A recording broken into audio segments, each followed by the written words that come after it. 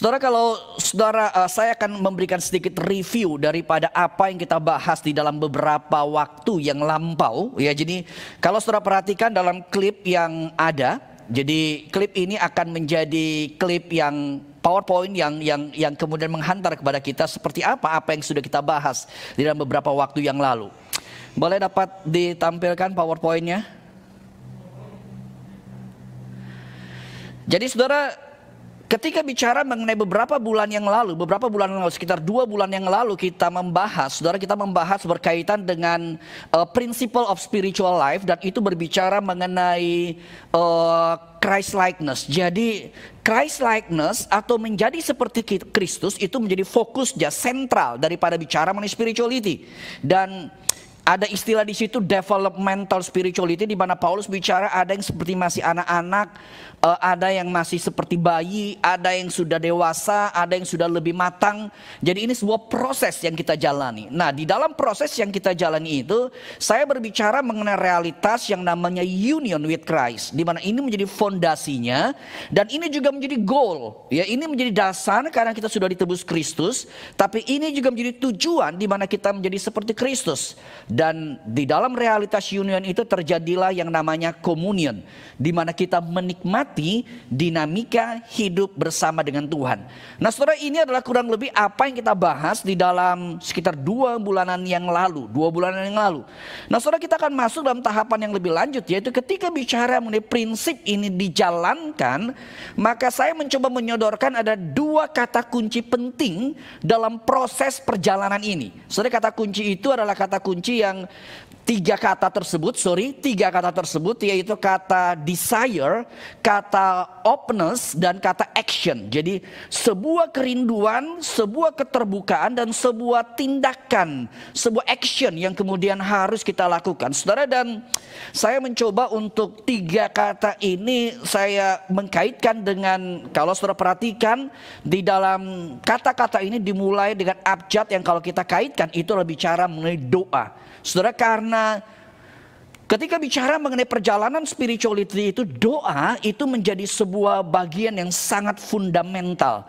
Karena doa bicara relasi dengan Tuhan, dan doa di situ bicara mengenai kita mendapatkan kekuatan daripada Tuhan. Kita mendapatkan kekuatan daripada Tuhan. Saudara, kita akan masuk bagian yang pertama, yaitu bicara mengenai desire. Nah saudara, ketika bicara desire, saudara, saya berbicara mengenai sebuah longing for God, sebuah kerinduan akan Allah. Saudara, ketika bicara mengenai perjalanan rohani, ketika bicara mengenai perjalanan menjadi serupa Kristus, kata yang paling penting yang harus kita tanya jujur di dalam diri kita adalah seberapa kuat kerinduan kita akan Allah. Benar kita ke gereja, benar kita melakukan beragam kegiatan keagamaan, tetapi pertanyaannya adalah seberapa kuat saya merindukan Allah tersebut. Seberapa kuat saya ingin mencari hadirat Allah. Seberapa kuat saya ingin menyenangkan hati Allah. Seberapa kuat saya ingin kemudian menyukakan Dia. Nah saudara, ini menjadi sebuah pertanyaan yang sangat penting. Karena kalau desire ini tidak ada, maka seluruh embel-embel kegiatan rohani hanya menjadi sesuatu kegiatan rohani yang mati adanya. Saudara, Dallas Willard di dalam bukunya Renovation of the Heart ada satu kata berupa singkatan, yaitu FIM, ya. Istilah satu kata yang penting di situ, karena dia berbicara begini: proses transformasi atau proses perubahan hidup itu, dan ini kita tidak hanya bicara mengenai hal rohani, ini kita juga bicara mengenai hal-hal yang non rohani, saudara. Proses perubahan hidup itu bisa terjadi di dalam 3 step tersebut, yaitu vision, intention, dan means. Visi kita, lalu intensi kita, kerinduan kita, keinginan kita yang kuat, dan kemudian ketiga adalah sarana. Nah kalau kemudian saudara, saya bertanya, kira-kira dalam kehidupan bergereja sebenarnya, atau dalam kehidupan kita sebenarnya apa yang kerap kali kita tekankan dalam seluruh program gereja? Saudara, kerap kali ketika bicara mengenai program gereja, yang kerap kali ditekankan itu adalah sarananya. Saudara, sangat mungkin saudara mengikuti seminar ini dan saudara berpikir begini: Apa ya yang saya harus lakukan supaya saya itu punya hidup rohani yang baik? Apa yang saya harus perbuat supaya punya sanctification gap itu semakin terminimize? Jadi fokusnya itu kerap kali adalah pada sarananya, means-nya. Oh, saudara pingin dapat tools, saudara pingin dapat sesuatu. Saudara tidak salah, tetapi harus saya tegaskan means itu bukan bagian yang paling penting. Karena kalau kita bicara mengenai bagian paling penting, maka sebenarnya dua bagian yang pertama yaitu vision dan intention harus ada dulu. Kalau vision dan intention tidak ada, maka means atau cara yang akan saudara lakukan, entah cara saat teduh, entah cara baca Alkitab, entah cara doa atau cara rohani apapun, semuanya itu hanya akan menjadi sesuatu yang pada akhirnya kita cuma akan letih melakukan semuanya itu. Kita akan capek sendiri karena kita tidak punya visi yang clear, kita tidak punya intention yang clear. Tidak ada sesuatu yang mendrive diri kita begitu luar biasa. Nah, saudara, intention ini adalah bicara mengenai desire tadi. Jadi sederhananya begini, kalau kita bicara mengenai realitas pikiran, saudara, ini saya ada berikan di sini satu gambaran berkaitan mengenai pikiran manusia atau human mind. Saudara, bagaimana sebenarnya realitas pikiran manusia itu kemudian bekerja. Nah, saudara, menurut penelitian ditemukan begini nih. Itu seperti pola seperti gunung es. Ya, kalau gunung es, ya jadi kalau saudara ingat misalnya nonton film Titanic lah begitu, ya. Titanic itu jatuh atau tenggelam karena dia menabrak gunung es. Nah, gunung es itu biasanya adalah yang di atas yang menonjol yang kelihatan itu adalah kurang lebih hanya 10%. Nah, bagian 90% itu 90% yang lain itu ada di bawah. Itu tidak kelihatan. Jadi gunung es yang kelihatan di atas itu kurang lebih dikatakan cuma sekitar 10%. Dan yang menariknya adalah ketika bicara mengenai human mind, maka apa yang muncul dalam pikiran kita, dalam percakapan kita itu cenderung adalah satu pikiran yang sadar yang hanya sekitar, menurut penelitian hanya sekitar 10%. Nah, di belakang itu atau di balik itu ada begitu banyak konsep-konsep yang tidak keluar, atau mungkin perasaan-perasaan, ide-ide yang sebenarnya mendrive diri kita. Saudara, dan konsep daripada human mind ini kemudian juga dikaitkan dengan daripada behavior, daripada tingkah laku kita. Jadi tingkah laku itu hanya di luar, di bagian bawahnya itu ada entah belief kita, value kita, worldview kita, dan bicara mengenai desire ada dalam bagian bawah ini. Jadi misalnya saya mengambil contoh. Saat ini saya sedang berbicara atau saya sedang memberikan pengajaran berkaitan dengan konsep mengenai spirituality. Ini behavior saya. Tetapi apakah benar karena saya mengajar spirituality, saya kemudian ada di gereja, otomatis saya punya kerohanian yang baik, total, pasti, 100%? Belum tentu. Ya, tentu saja saya berharap saya punya rohani yang baik, saya tidak hanya mengajar, tetapi jawabannya belum tentu. Karena yang ada di dalam diri manusia, di dalam hati manusia itu menjadi begitu berbeda sekali. Begitu berbeda sekali. Itulah sebabnya saudara jangan kaget. Orang-orang yang saudara rasa mungkin paling rohani, saudara mungkin satu kesempatan berhadapan dengan fakta, orang-orang tersebut juga mungkin paling tidak benar dalam hidupnya. Nah, karena apa? Karena yang muncul itu hanya di bagian atas, di bagian dalam itu ada begitu banyak dinamika. Dan bicara mengenai desire, ini bicara mengenai realitas dinamika tersebut. Saudara, Dallas Willard di dalam bukunya Renovation of the Heart tersebut, kalau saudara perhatikan di dalam diagram yang saya ambil daripada Dallas Willard tersebut, maka saudara akan dapati di situ bahwa dia mencoba melihat komponen, ya. Dia mencoba untuk melihat komponen daripada hidup manusia itu. Dan kalau saudara perhatikan komponen tersebut, jadi ada will atau hati atau spirit daripada manusia, jiwa daripada manusia yang sebenarnya dia katakan di situ sebagai pusat daripada hidup. Jadi pusat hidup manusia itu di dalam hati dia, di dalam roh dia, di dalam willnya dia. Itulah pusat. Nah, pusat ini adalah berkaitan dengan desire tadi. Nah, saudara, dari pusat ini sebenarnya kita nggak ketahuan. Yang kita ketahuan itu kalau saudara perhatikan dalam diagram ini, setidaknya ada 4 poin atau ada 4 hal yang bisa kita lihat. Yaitu saya mulai dari bagian, kalau saudara perhatikan bagian kanan, yaitu pikiran, ya, pikiran kita. Jadi ada pikiran, ada thoughts kita, ada pikiran kita. Lalu ada feeling di atasnya. Ada perasaan kita. Lalu ada body. Body itu maksudnya adalah seluruh gerak-gerik kita, seluruh kegiatan kita, seluruh tindakan kita. Dan kemudian di bagian bawah ada social, yaitu relasi. Jadi dalam kehidupan manusia kita mungkin tahu pikiran dia brilian.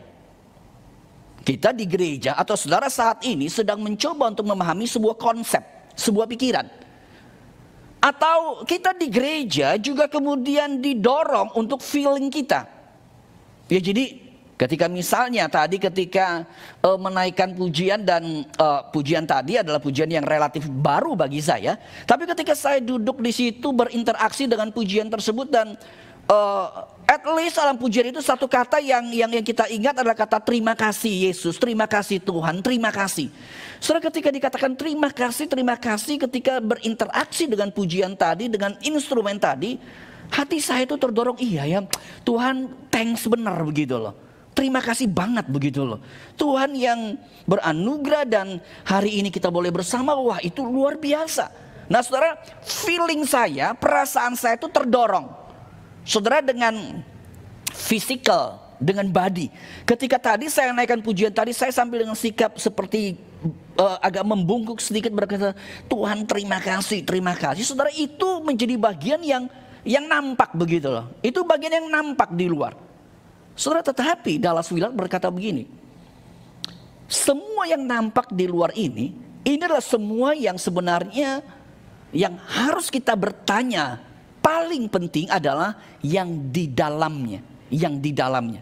Hati itu seperti apa? Saudara, karena yang ditampakkan yang di luar itu bisa sangat menipu. Sehingga ketika bicara mengenai kata yang pertama yang saya ingin sodorkan, kata yang penting dalam perjalanan spiritualitas yaitu desire, hati kita. Kita mesti uji, kita mesti mengecek, benarkah hati kita itu betul punya keinginan untuk Tuhan? Dan seberapa keinginan itu betul menjadi satu keinginan yang begitu kuat. Nah saudara, permasalahannya adalah ketika bicara mengenai keinginan akan Tuhan, itu berbeda dengan keinginan katakanlah akan hobi kita, keinginan katakanlah akan barang-barang atau beragam keinginan yang lain. Saudara, karena keinginan akan hobi, akan barang-barang itu akan mendrive kita begitu kuat. Karena ini berkaitan dengan hal-hal yang cenderung dalam tanda petik bersifat duniawi, dan kita cenderung seperti itu. Tetapi ketika bicara mengenai keinginan akan Allah, ini menjadi problem. Karena pada dasarnya keinginan akan Allah itu adalah sesuatu yang berlawanan dengan diri kita.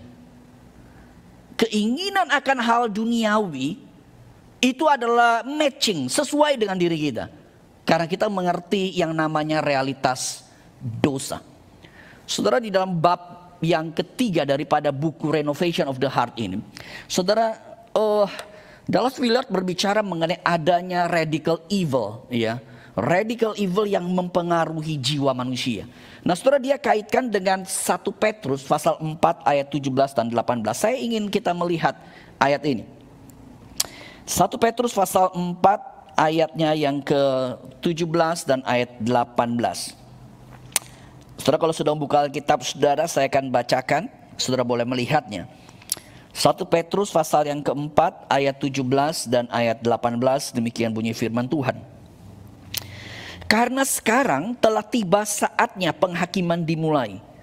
Dan pada rumah Allah sendiri yang harus pertama-tama dihakimi. Dan jika penghakiman itu dimulai pada kita, bagaimanakah kesudahannya dengan mereka yang tidak percaya pada Injil Allah? Dan jika orang benar hampir-hampir tidak diselamatkan, apakah yang akan terjadi dengan orang fasik dan orang berdosa? Nah saudara, kalau saudara perhatikan di dalam 1 Petrus pasal 4 ayat 17 dan ayat 18 ini, ayat ini berbicara mengenai penghakiman yang akan terjadi. Dan penghakiman itu adalah penghakiman yang terjadi pertama-tama pada rumah Allah, pada orang percaya. Sehingga dalam ayat 18 dikatakan, kalau orang benar saja hampir-hampir tidak diselamatkan, karena Allah akan menghakimi sedemikian rupa. Maka menjadi pertanyaannya, bagaimana dengan orang fasik? Nah saudara, dari ayat ini Dallas Willard dia kemudian melihat begini. Sebenarnya ada dua realitas kehancuran daripada dosa yang merusak jiwa manusia itu. Dan dia kategorikan kehancuran yang pertama adalah kehancuran di dalam gereja. Kehancuran kedua adalah kehancuran di luar gereja. Saudara, kalau saudara membaca bagian daripada kehancuran di dalam gereja, saudara, Dallas Willard bercerita begini. Dia bercerita begini. Saudara mungkin bisa akan menemukan kesamaan kisah ini dengan pengalaman-pengalaman yang ada mungkin di gereja yang kita alami, atau mungkin di dalam gereja-gereja yang kita pernah dengar, atau dalam kehidupan bergereja. Dia berkata begini, ada satu gereja yang dimulai bukan karena perpecahan, ya, tetapi ada seorang hamba Tuhan dan beberapa orang yang punya hati, mereka merintis gereja tersebut, dan gereja itu menjadi gereja yang diberkati oleh Tuhan. Gereja bertumbuh dengan baik.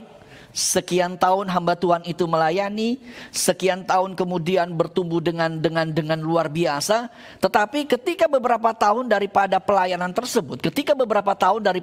tersebut, maka saudara, hamba Tuhan ini kemudian mulai ada kasus, ya, mulai ada masalah. Ya, entah itu, ya memang di dalam bagian yang pertama itu dia bicara masalah seksual lah seperti itu, dan masalah berkaitan dengan keuangan lah seperti itu. Sehingga akhirnya hamba Tuhan ini kemudian dipecat atau dimutasi lah seperti itu, digantilah begitu, digantikan dengan hamba Tuhan yang kedua. Hamba Tuhan kedua muncul, wah dia melayani luar biasa. Sekian tahun kemudian terjadi masalah lagi, ya. Hamba Tuhan ini kemudian stres begitu luar biasa dan nggak tahan, ya, menghadapi semua beban pelayanan tersebut, nggak tahan mengalami tekanan dalam pelayanan. Akhirnya hamba Tuhan yang stres itu kemudian keluar dan diganti dengan hamba Tuhan yang lain. Tahun-tahun awal Tuhan berkati luar biasa. Beberapa tahun kemudian akhirnya terjadi masalah lagi. Hamba Tuhan yang ketiga ini mulai merasa bahwa kayaknya ini gereja sudah diberkati begitu rupa, dan kayaknya ini majelis ini kurang fair dengan salary yang dia dapat. Dia mulai menuntut sana sini dan akhirnya hamba Tuhan ini keluar. Hamba Tuhan yang keempat kemudian datang lagi, melayani dengan baik, Tuhan memberkati, dan setelah kemudian masalah muncul lagi begitu loh. Masalah muncul lagi dan dia dan majelis berusaha untuk menyembunyikan masalah itu, tetapi ada orang yang dengar, jemaat mulai terjadi keributan sana sini, akhirnya hamba Tuhan itu keluar lagi. Saudara, dan seingat saya story itu sampai 4 hamba Tuhan, ya, selesai. Tidak berarti selesai, saya rasa kalau berlanjut lagi masalah akan muncul. Saudara, pertama kali, saudara, ketika saya membaca kisah daripada Dallas Willard ini, saya pertama berpikir satu hal. Ini kok nggak enak bener ya, masa ceritanya hamba Tuhan melulu. Jadi pendeta melulu yang masalah begitu, ya. Tapi ini ceritanya begitu ya, saya tidak mengada-ada. Nah saudara, ketika saya membaca kemudian saya mendapati begini, iya ya, sebenarnya memang cerita ini bukan menjadi cerita yang murni terjadi dalam satu gereja. Ini memang sebuah cerita rekayasa, tapi cerita ini adalah cerita yang sebenarnya terjadi di tengah-tengah kita, bukan? Dan kenapa dia kemudian berkata bahwa pendeta dengan beragam masalah? Sebenarnya dia langsung ingin menegaskan bahwa kehancuran itu bukan hanya kepada jemaat, kepada majelis, tetapi kepada juga pendeta, kepada hamba Tuhan. Saudara, dan kisah ini menurut saya kisah yang tragis. Saudara, memang kalau kita di Asia, kita di Indonesia, saudara, kerap kali kadang-kala kita tidak terlalu dengar story yang sangat ekstrim seperti itu. Saudara, kita tidak dengar story, bukan story itu tidak ada. Tapi sebenarnya yang terjadi karena memang kita dalam culture Asia, kita tuh tidak terlalu ingin mengekspos semuanya itu, sehingga menjadi melemahkan iman jemaat dan kemudian justru berdampak negatif.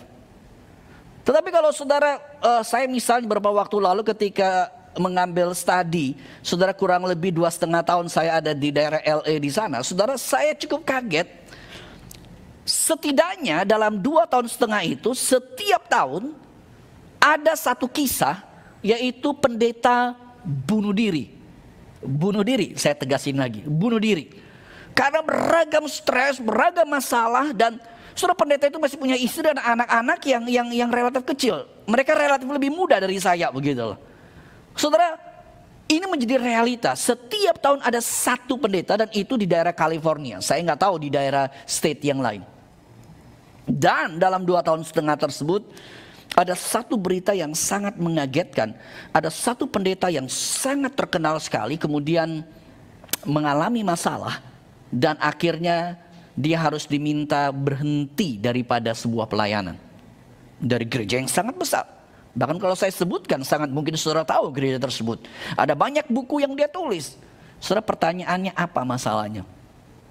Saudara, Dallas Willard mau berkata begini, dosa itu, radical evil itu menghancurkan hati kita. Sehingga kita harus sangat ekstra hati-hati. Ketika bicara mengenai kata yang pertama daripada spirituality adalah desire, saya ingin mengingatkan hati-hati dengan keinginan hati yang ada dalam diri kita. Hati-hati dengan segala dorongan yang ada dalam diri kita. Hati-hati itu. Dan saudara, Dallas Willard dari Petrus tadi, saudara, tidak hanya sekedar berbicara mengenai kerusakan di dalam gereja, tapi juga bicara mengenai kerusakan di luar gereja.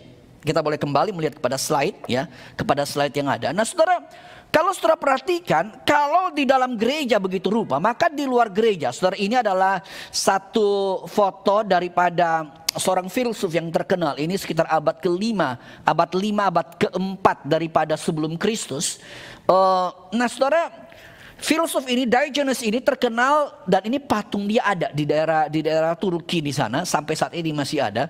Ini menjadi tempat spot kunjungan wisata. Kalau saudara perhatikan, maka Diogenes ini terkenal, salah satunya adalah karena dia siang hari dia berkeliling kota Yunani pada waktu itu dengan membawa satu lentera yang menyala. Dia keliling mencoba mencari dan berusaha untuk keliling mencari itu, dan tujuannya dia adalah ingin menemukan seseorang yang bagi dia adalah orang yang benar adanya. Orang yang benar adanya. Saudara, karena bagi Diogenes bahwa dia begitu pingin cari. Ada orang yang benar, ada orang yang hidup lurus, ada orang yang berusaha ingin mencari kebenaran tersebut. Saudara, dan sejarah menunjukkan sebenarnya dia keliling membawa lentera tersebut hanya dengan sinis, pingin mengejek para filsuf, orang-orang yang ada di Yunani. Dia secara sinis ingin mengejek. Kamu pikir Yunani ini dengan kota yang mencari pengetahuan, mencari filsafat, ini adalah kota yang benar? Saya siang hari sengaja lentera pingin cari, ada nggak orang yang benar? Ada nggak orang yang benar-benar jujur? Saudara, dan kesinisan daripada Diogenes itu adalah kesinisan yang ingin menunjukkan bahwa manusia tidak ada sesuatu pun yang kemudian yang benar. Saudara, ini masalah. Jadi kita melihat bicara mengenai spirituality, desire itu begitu penting. Tapi kita berhadapan masalah, desire itu ada radical evil yang sudah merusak kita luar biasa. Saudara, karena itu ketika berbicara mengenai spirituality, saudara, fakta ini harus kita ingat baik-baik. Yeremia pasal 17 ayat 9 berkata, betapa liciknya hati, lebih licik daripada segala sesuatu. Hatinya sudah membatu, siapa yang dapat mengetahuinya? Amsal 4 ayat 23 berkata, jagalah hatimu dengan segala kewaspadaan, karena dari situlah terpancar kehidupan. Saudara, sehingga di dalam bagian yang pertama ini, ketika bicara mengenai desire, saudara, saya percaya satu hal yang paling penting dalam spirituality adalah kita harus mendisiplinkan, mengatur hati kita setiap hari.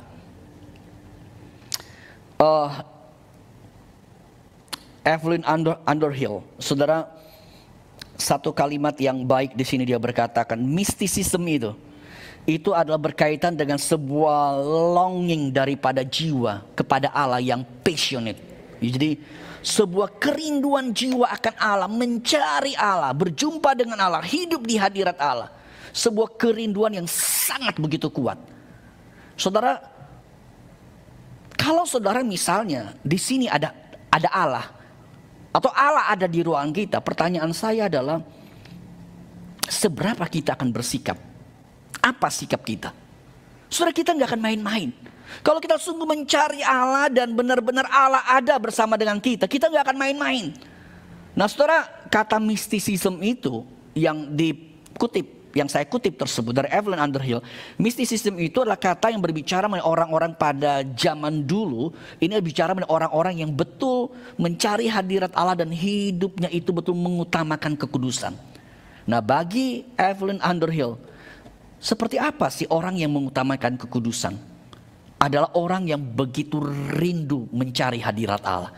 Saudara, sehingga bagian yang pertama di sini menurut saya yang paling penting adalah kita harus mendisiplinkan hati.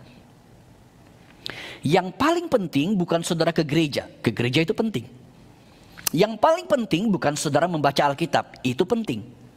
Yang paling penting bukan saudara ikut Bible study, itu penting. Yang paling penting bukan saudara kemudian mencoba bisa menelaah bahasa Ibrani, bahasa Yunani, itu baik.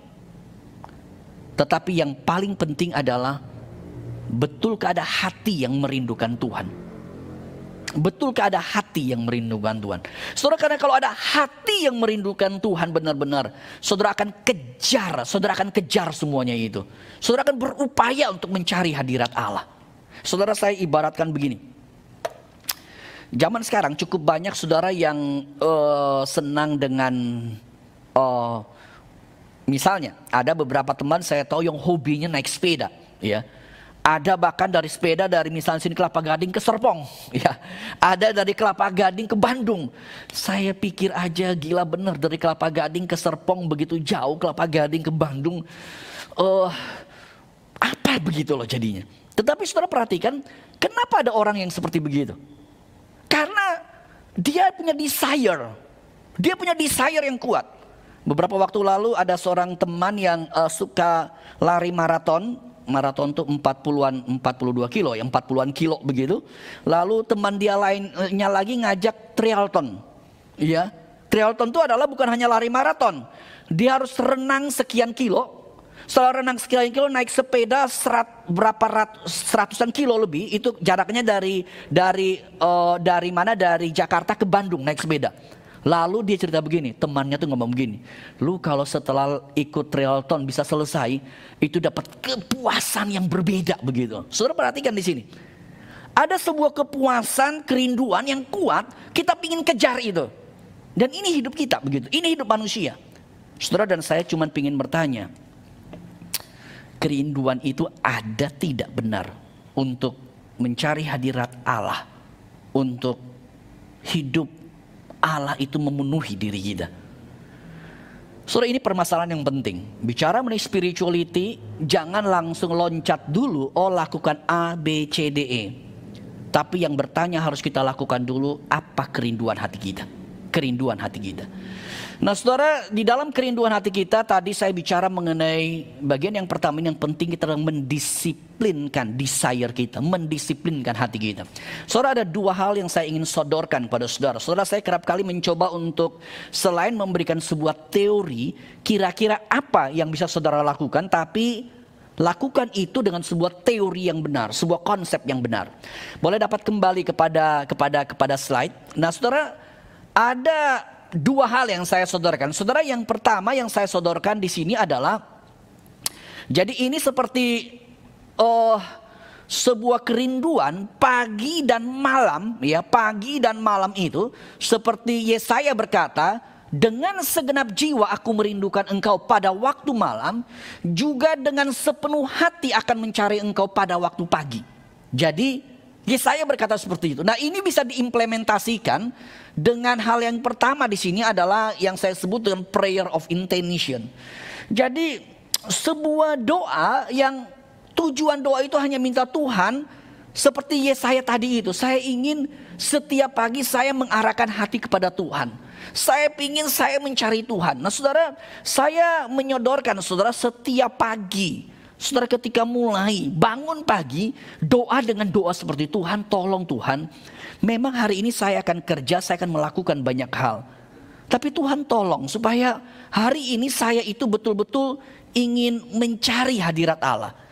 Hari ini saya ingin juga betul mengejar Allah, saya ingin mengalami Allah tersebut, saya ingin bisa berjumpa dengan Allah. Saudara, kalau saudara setiap pagi bangun dengan doa seperti ini, saya percaya seperti apa dalam Hosea 6 ayat ketiga dikatakan, ketika kita sungguh-sungguh ingin mencari Allah, maka Allah itu akan muncul seperti fajar di pagi hari. Seperti matahari yang pasti bersinar, Allah itu juga pasti akan menyatakan hadiratnya. Dan seperti musim hujan, di mana hujan pasti akan turun, maka Allah itu juga akan menyatakan hadiratnya. Nah, saudara, saya ingin saudara tidak sekedar bangun pagi itu ya saudara pasti berdoa. Tapi saudara mulailah besok misalnya, saudara bangun pagi dengan satu doa, dengan saudara berkata, Tuhan, saya ingin Tuhan untuk lebih mengenal Tuhan. Bukalah mata saya, bukalah hati saya untuk berjumpa dengan Tuhan. Buka telinga saya untuk mendengar teguran Tuhan. Saya ingin mengalami hadirat Tuhan. Saudara, itu adalah prayer of intention. Dan doa ini saudara lakukan bukan asal-asalan, tapi dengan kesungguhan. Doa ini saudara lakukan dengan kesungguhan. Dan bahkan kalau bisa doa ini bukan hanya pagi hari, tapi ketika lunch time, waktu siang, saudara kembali lagi begitu. Sebelum makan saudara, Tuhan berdoa untuk makan, tapi Tuhan tolong juga Tuhan, saya punya hati yang semakin berjumpa dengan Engkau. Saudara, itu ada satu hal yang ingin saya sodorkan. Setiap hari saudara coba upayakan seperti itu.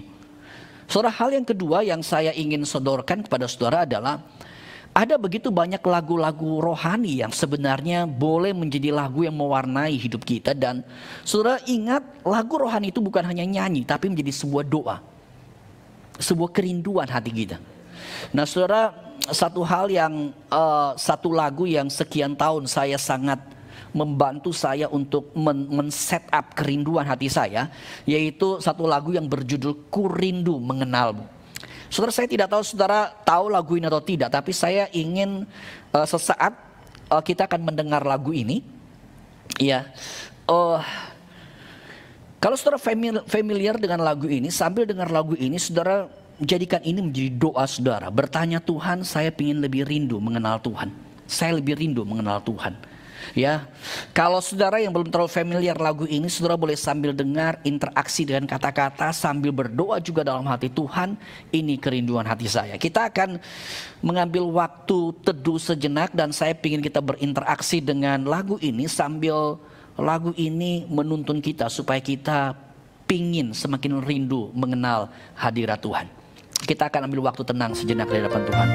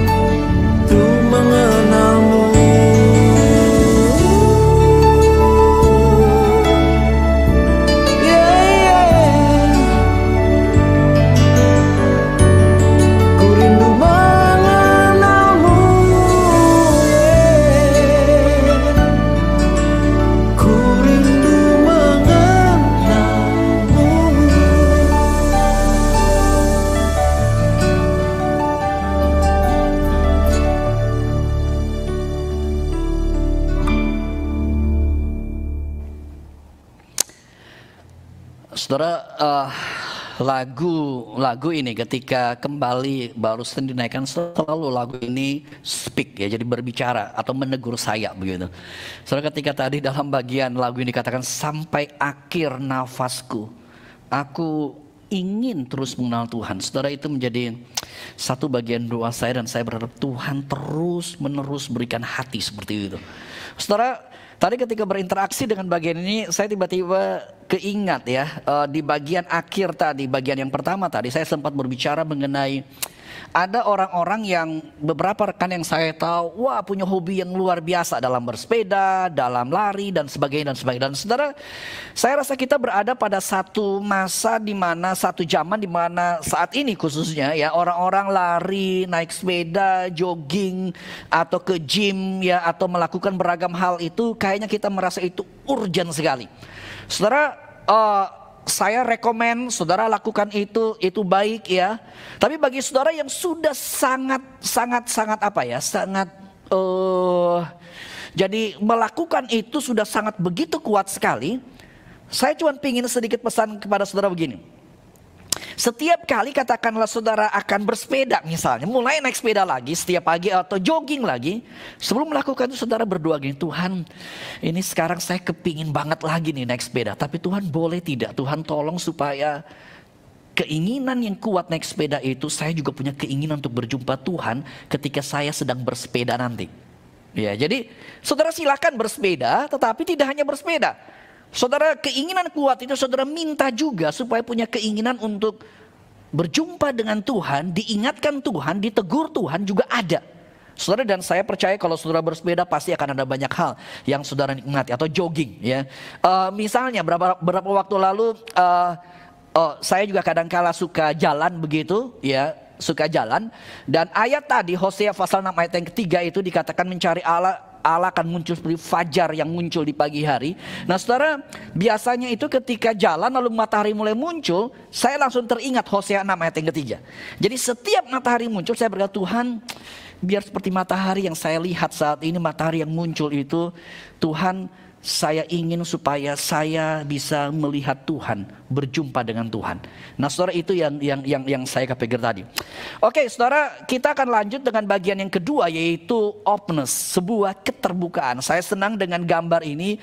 Openness bicara mengenai tangan yang terbuka, bicara mengenai tangan yang terbuka untuk kemudian melanjutkannya. Nah saudara, ini bagian openness, ini bagian yang kedua daripada tadi D, yaitu desire. Yang kedua di sini adalah openness. Nah saudara, ketika bicara mengenai openness, saya ingin kembali melanjutkan dengan bagian di sini. Di dalam desire tersebut adalah karena ini akan connected ya, antara desire dengan openness ini akan connected. Nah di dalam slide ini saudara melihat Yesaya 26 ayat 9 itu berkata, Tuhan dengan segenap hati jiwa aku tuh merindukan Engkau Tuhan. Jadi waktu malam aku begitu merindukan Engkau, dan waktu pagi aku benar-benar mencari Engkau. Nah saudara, menarik sekali kalau saudara perhatikan di dalam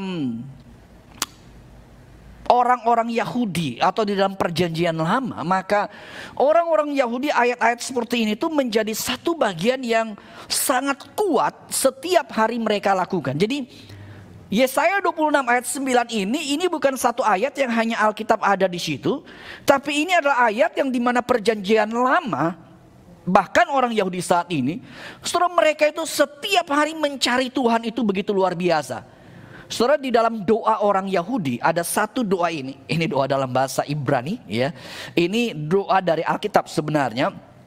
Jadi ada satu doa yang setiap pagi mereka doakan, dan ini doa yang sangat terkenal.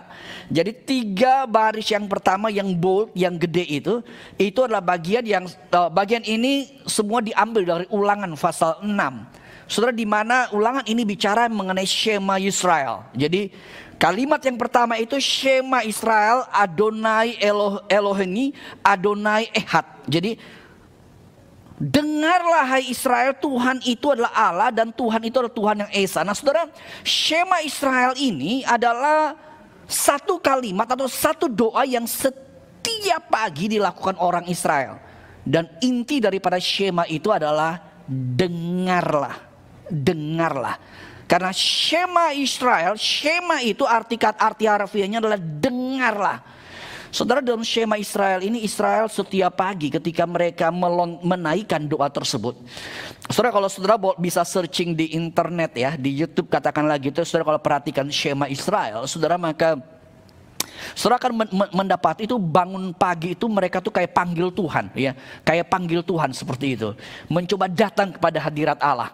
Ya, dan itu menjadi bagian-bagian yang menarik, dan kelihatannya konsep daripada Shema Israel ini cukup berpengaruh terhadap kelompok daripada Muslim sebenarnya. Jadi Yahudi itu mempengaruhi Kristen, mempengaruhi Muslim. Kalau saudara perhatikan Muslim dengan sholat 5 waktunya, saudara akan dapati konsep ini pengaruh ke mereka, pengaruh kepada Muslim. Tetapi balik lagi kepada Shema Israel. Nah, Shema Israel ini bukan hanya menegaskan bahwa Allah itu adalah Allah yang esa, Allah itu adalah Allah yang tunggal adanya, Allah yang satu adanya. Tapi Shema Israel ini menjadi semacam pusat daripada kehidupan orang Israel. Yaitu apa? Mereka setiap pagi, setiap hari datang dengan memanggil Tuhan dan berseru. Dan seruan itu artinya seruan mendengar. Seruan untuk mendengar. Saudara, ada satu gambar yang saya dapat di sini. Ini adalah gambar berkaitan seperti telinga begitu. Nah, kalau saudara perhatikan di dalam gambar ini, saudara diberikan beragam penjelasan sebenarnya Shema itu apa sih? Shema itu artinya kita harus fokus mendengar. Kita sungguh-sungguh menaruh hati untuk mendengar. Tapi Shema itu juga berarti kita harus loyal ya. Kita harus loyal terhadap semua tersebut ya. Kita harus bukan saja mendengar, tapi kita berusaha untuk mau mentaatinya. Jadi Shema itu tidak bisa lepas daripada juga ketaatan. Saudara, Keluaran pasal 19 ayat 4. Saya ingin kita melihat bagian ayat ini. Kitab Keluaran pasal 19 ayat yang keempat. Di dalam Alkitab Indonesia ayat yang kelima, ya bukan ayat 4, ayat yang kelima. Jadi sekarang, Tuhan bersabda, jadi sekarang jika kamu sungguh-sungguh mendengarkan firman-Ku. Jadi kalau kamu sungguh-sungguh mendengarkan firman-Ku dan berpegang pada perjanjian-Ku, maka kamu akan menjadi harta kesayangan-Ku sendiri di antara segala bangsa, sebab Akulah yang empunya seluruh bumi. Saudara, dikatakan di dalam kitab Keluaran pasal yang ke-19 ayat 4 itu, bangsa Israel hanya menjadi kesayangan Tuhan kalau apa? Kalau mereka sungguh-sungguh mendengar dan mereka mereka memegang erat-erat apa yang mereka dengar dan mereka lakukan tersebut. Nah, saudara ingin menjadi kesayangan Tuhan atau tidak? Saudara ingin menjadi kesayangan Tuhan atau tidak? Saudara ingin menjadi orang yang Tuhan tuh sungguh sayang kepada engkau. Tuhan sungguh sayang kepada saya. Saudara, dan di dalam ayat ini Tuhan berkata, kalau benar engkau mau menjadi kesayanganku, maka caranya adalah dengar dengan sungguh-sungguh. Lalu apa yang kamu dengar kamu keep dengan sungguh-sungguh, kamu benar pegang dengan sungguh-sungguh, taruh dalam hati dengan sungguh-sungguh, dan saudara kita kemudian melakukannya dengan sungguh-sungguh. Saudara, ini yang Tuhan mau. Ini yang membuat Tuhan sayang kita. Tuhan sayang kita itu bukan sekedar karena kita ada di gereja dengan melakukan beragam kegiatan. Tapi Tuhan akan sayang kita kalau kita tuh dengar dengan sungguh-sungguh. Kata Shema itu muncul lagi. Kalau kamu sungguh-sungguh mendengarkan. Saudara, ini yang kemudian menjadi keinginan hati Tuhan. Saudara, dan berbicara mengenai Shema, maka Shema itu bicara mengenai mendengar dan juga bicara mengenai mentaati. Ini dua hal yang tidak bisa dilepaskan sama sekali. Boleh kembali ke slide. Kalau saudara kemudian perhatikan di dalam Shema, jadi Shema itu artinya kita mendengar dengan kesungguhan. Ya, saya kalimat di situ ada to see, jadi melihat juga bukan hanya mendengar.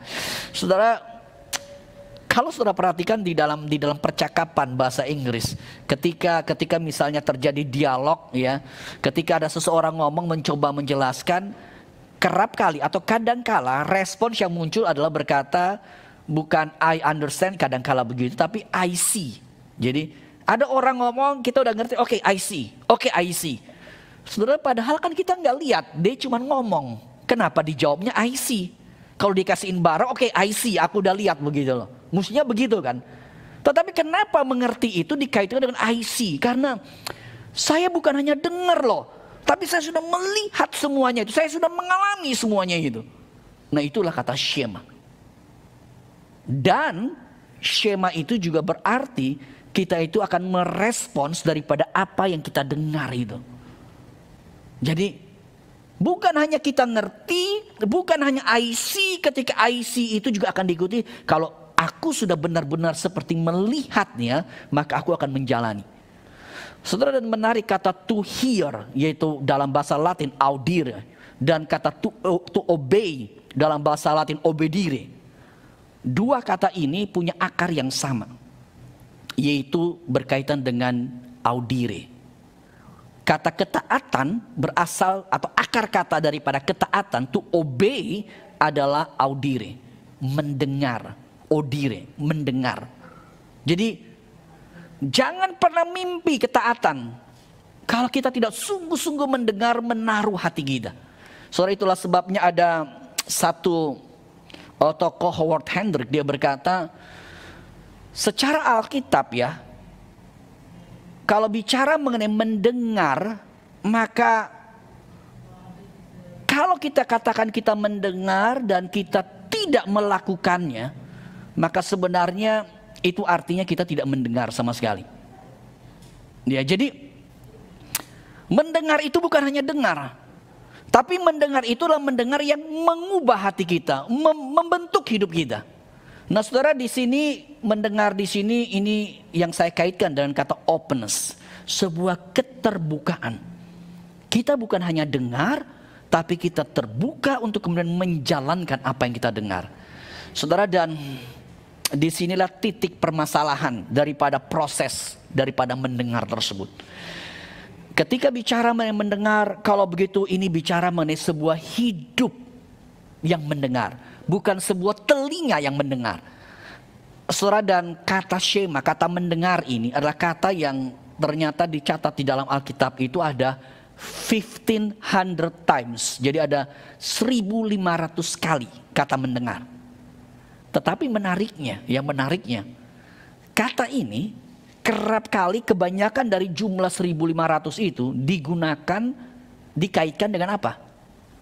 Dikaitkan dengan umat Allah atau orang-orang yang tidak mendengar. Jadi, saudara, kata ini 1500 kali dalam Alkitab, tapi kerap kali, kebanyakan kata ini dipakai dalam sebuah konteks apa? Orang-orang yang tidak mendengar. Saudara, ini menjadi problem serius. Jadi ketika Alkitab mencatat seperti ini, sebenarnya Alkitab sedang hendak mengingatkan dengan serius kepada kita. Seberapa kita kemudian benar mau mendengar. Mendengar ini menjadi masalah. Membuka diri, menerima sebuah kebenaran, atau menerima hal-hal yang mungkin kita tidak suka begitu loh. Tapi kemudian mau dibentuk, itu yang paling penting. Saudara, ketika bicara mengenai spirituality, kalau tadi bagian yang pertama desire itu begitu penting, maka bagian yang kedua ini sebenarnya berbicara mengenai sebuah keterbukaan. Kita mau mendengar dan mau dibentuk oleh Tuhan. Saudara, di dalam sejarah gereja, saudara, kita tahu ada yang namanya biara, ya. Kita tahu ada yang namanya biara. Jadi biara ini sebenarnya sejak zaman para rasul, setelah lewat zaman para rasul, maka ada muncul yang namanya biara waktu itu. Ya, ada muncul namanya biara. Nah, saudara, kalau kita perhatikan, satu biara yang mungkin boleh kita katakan paling established, ya, jadi paling eksis, ya. Yang paling teratur, paling semua itu, bahkan biara ini masih ada sampai sekarang. Ya, sampai zaman ini masih ada, biara lain juga ada, tapi biara yang dikatakan paling tua dan yang masih ada sampai ini saat ini, dan biara yang selalu menjadi kiblatnya lah begitu, selalu menjadi studinya adalah biara daripada Saint Benedict, ya, dari Santo Benedictus. Saudara, biara ini sebenarnya menarik, di Indonesia juga ada, ya. Saya pernah visit mungkin 5 tahun lalu barangkali. Jadi ada satu biara daripada, sebenarnya ada 2 ya. Mereka ada 2. Terakhir ada 3, ada 1 lagi begitu. Saya pernah visit itu di daerah dekat Salatiga, di situ ada satu tempat di atas gunung. Ya, jadi di bawah gunung. Ya. Nah, biara itu adalah biara daripada Saint Benedict. Nah, salah satu, jadi di dalam Saint Benedict itu ada orang yang mau masuk biara, kayak ada aturannya. Ada buku manualnya. Kamu mau masuk dalam biara harus ada buku manualnya. Saudara, Saint Benedict ini sekitar abad ke-5, abad ke-6 ya. Dari abad ke-6, abad 5, abad 6, abad 6 lebih tepatnya. Nah, saudara, ada buku manualnya untuk menjadi hidup dalam biara. Dan harus diingat, pada masa dulu orang yang kalau mau punya hidup rohani yang baik, orang itu harus ke biara. Ya, karena memang saat itu khususnya setelah zaman Konstantin, maka itu kan agama dengan politik itu menyatu. Sehingga karena agama dengan politik menyatu, kalau sebelumnya zaman para rasul agama Kristen dianiaya, ya, zaman Paulus dan sebagainya, setelah zaman Konstantin itu agama Kristen itu menjadi agama negara. Karena Konstantin dalam satu peperangan itu dia melihat seperti salib, lalu dia kemudian bertobat, akhirnya agama Kristen jadi agama negara. Nah, bahayanya adalah ketika agama Kristen jadi agama negara, maka iman itu mulai luntur. Nah, akhirnya ada orang-orang yang merasa problem dengan dunia, mereka meninggalkan dunia, lalu muncullah yang namanya biara tersebut. Muncul yang namanya biara tersebut. Nah, Benedict itu adalah salah satu biara yang sangat tua, sampai sekarang masih ada. Nah, di dalam buku aturan The Rule of Benedict, nah saudara, buku aturan itu dia mulai dengan satu kalimat seperti ini. Boleh dapat kembali tampilkan di dalam slide. Jadi dia berkata, listen and attend. Jadi Benedict berkata seperti begini, kalau engkau mau masuk, ya, kalau engkau mau menjadi anggota daripada biara-biara ini, maka dia berkata engkau harus mulai, ya, harus mulai dengan satu prinsip dasar yang paling penting, yaitu kamu harus dengar dan benar-benar hadir secara utuh, ya. Kamu harus benar dan harus hadir secara utuh dengan telinga, with the ear of your heart. Bukan hanya telinga, tapi telinga hatimu. Saudara, dan ada seorang ahli dalam Benedict ini, saudara, dia berkata seperti ini. Kalau kita lihat kitab The Rule of Benedict tersebut, Rule of the Benedict mulai dengan kalimat pertama itu adalah dengar. Lalu kalimat akhir daripada kitab buku Benedict itu adalah, kalau kamu dengar, kamu akan sampai kepada tujuan daripada hidupmu, kamu akan sampai kepada kehidupan suci itu. Di antara mendengar dan sampai pada kehidupan suci itu ada banyak aturan. Jadi intinya adalah, sebelum kamu jalanin pada semua aturan, kamu harus sungguh-sungguh dengar, kamu jalanin ini dan kamu akan sampai di situ. Nah, saudara, Aquinas Bochum ini kemudian berkata seperti ini. Kalau seseorang benar-benar punya listening spirit, maka disitulah kehidupan monastik, kehidupan biara itu akan terjadi, kehidupan kudus itu akan terjadi. Saudara, di sini kita melihat dengan sebuah poin, ya. Kita melihat dengan sebuah poin bahwa dengar itu menjadi bagian yang terpentingnya. Dengar itu menjadi sentralnya. Dengar itu kemudian menjadi sentralnya. Dan bagian yang kedua, saya cukup kaget. Aquinas Bochum berkata bahwa kata dengar itu menjadi spiritualitas daripada seluruh aturan mengenai Benedict. Jadi untuk menjadi seorang biara, kata kuncinya apa? Dengar dengan sungguh-sungguh. kata kunci daripada masuk dalam kehidupan biara. Kan kita kadang-kala berpikir, waduh kayaknya masuk biara tuh kayaknya setengah mati, hidup strict banget begitu. Saudara, kata kunci itulah kita harus dengar dengan sungguh-sungguh. Saudara, dan disitulah saya kemudian mendapati dengar yang sungguh-sungguh, yaitu hidup yang terbuka. Ini menjadi bagian yang sulit. Nah saudara, ketika bicara mendengar, ada satu kutipan yang saya kutip dari Henry Newman. Saudara, dia berkata, permasalahan dalam kehidupan kita adalah kita berada dalam kehidupan yang tuli sebenarnya, atau kehidupan yang susah mendengar. Dan kita harus berpindah dari hidup yang susah dengar kepada hidup yang dengar-dengaran. Nah ini yang kemudian harus menjadi fokus hidup kita. Dan di sini sebenarnya kita juga diingatkan untuk terus-menerus mendengar. Itu menjadi bagian yang penting. Saudara, di dalam bagian yang kedua ini saya ingin mengakhiri. Saudara, ini tidak bisa kita lakukan, tetapi saya ingin sedikit memakai beberapa menit untuk menjelaskan bagian ini. Kalau saudara bisa lakukan di rumah, ini satu cara yang saya coba upayakan. Saudara bisa lakukan untuk kemudian untuk proses membantu kita bisa mendengar. Jadi ini adalah apa yang saya sodorkan, saudara bisa lakukan setiap hari. Saudara start, kalau benar saudara mau sungguh lakukan ya, saudara lakukan start dengan seminggu.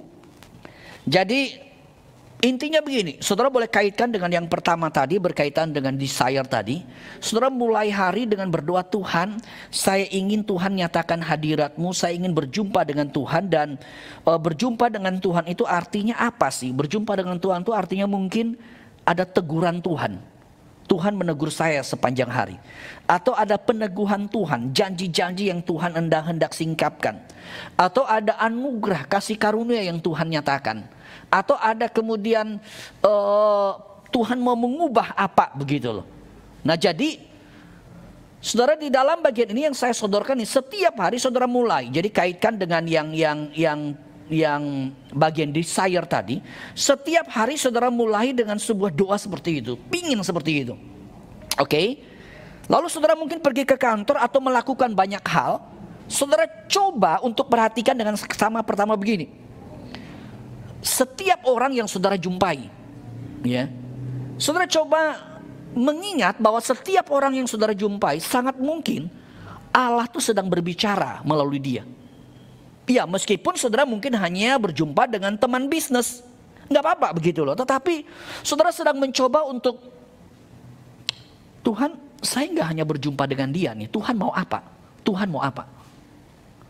Nah itu pertama. Selain memikirkan setiap orang, juga setiap peristiwa yang terjadi, yang saudara peristiwa yang saudara alami, saudara lakukan ini, lakukan itu. Saudara harus ingat, saudara tidak hanya sekedar lakukan peristiwa. Saudara juga coba harus bertanya, Tuhan, kenapa Tuhan ingin saya hari ini saya lakukan ini? Tuhan maunya apa sih? Bahkan bukan hanya peristiwa. Kalau ada news, ada berita yang saudara baca, saudara jangan hanya berita entah saudara berita mengenai Trump dengan Biden lah, atau berita ada datang siapalah begitu, atau berita ada gempa lah, berita ada ekonomi hancur lah, atau politik gimana lah. Saudara harus berpikir ini tidak hanya berita, Tuhan sebenarnya mau ngomong apa sih begitu loh. Iya. Mau ngomong apalah begitu. Entah berita itu membuat saya takut misalnya. Ada berita yang membuat saya khawatir. Waduh, ini hidup gimana ya di Indonesia saat ini? Aduh, ini hidup bagaimana sih begitu? Nah berarti itu adalah kesempatan di mana Tuhan mau tunjukin ada areal kekhawatiran dalam hidupmu di mana Tuhan sedang mau ingatin. Kekhawatiranmu itu harus engkau bawa kepada Tuhan. Jadi misalnya ketika saudara dengar berita, saudara khawatir, saudara takut. Atau saudara juga kemudian mencoba untuk melihat apa yang saudara katakan, apa yang saudara pikirkan, apa yang saudara lakukan. Bawa itu semua kepada Tuhan. Saudara, dan kalau saudara bisa ya setiap hari ini, mengakhiri hari saudara catat ya. Saya hari ini ketemu siapa aja, berita apa aja yang saya dengar, lalu saya ngomong apa, saya lakukan apa, ada peristiwa apa dalam hidup saya. Kalau saudara catat saja itu setiap hari, Dan saudara coba ingat, Tuhan, apa ada yang Tuhan tegur saya melalui semuanya itu? Apa yang ada Tuhan ingin konfirmasi kepada saya, Tuhan ingatkan melalui semuanya itu? Saudara catat setiap hari. Singkat saja gitu loh, kalau saudara tidak terbiasa mencatat banyak. Catat singkat, lalu nanti setelah 1 minggu lewat, saudara lihat lagi catatan itu.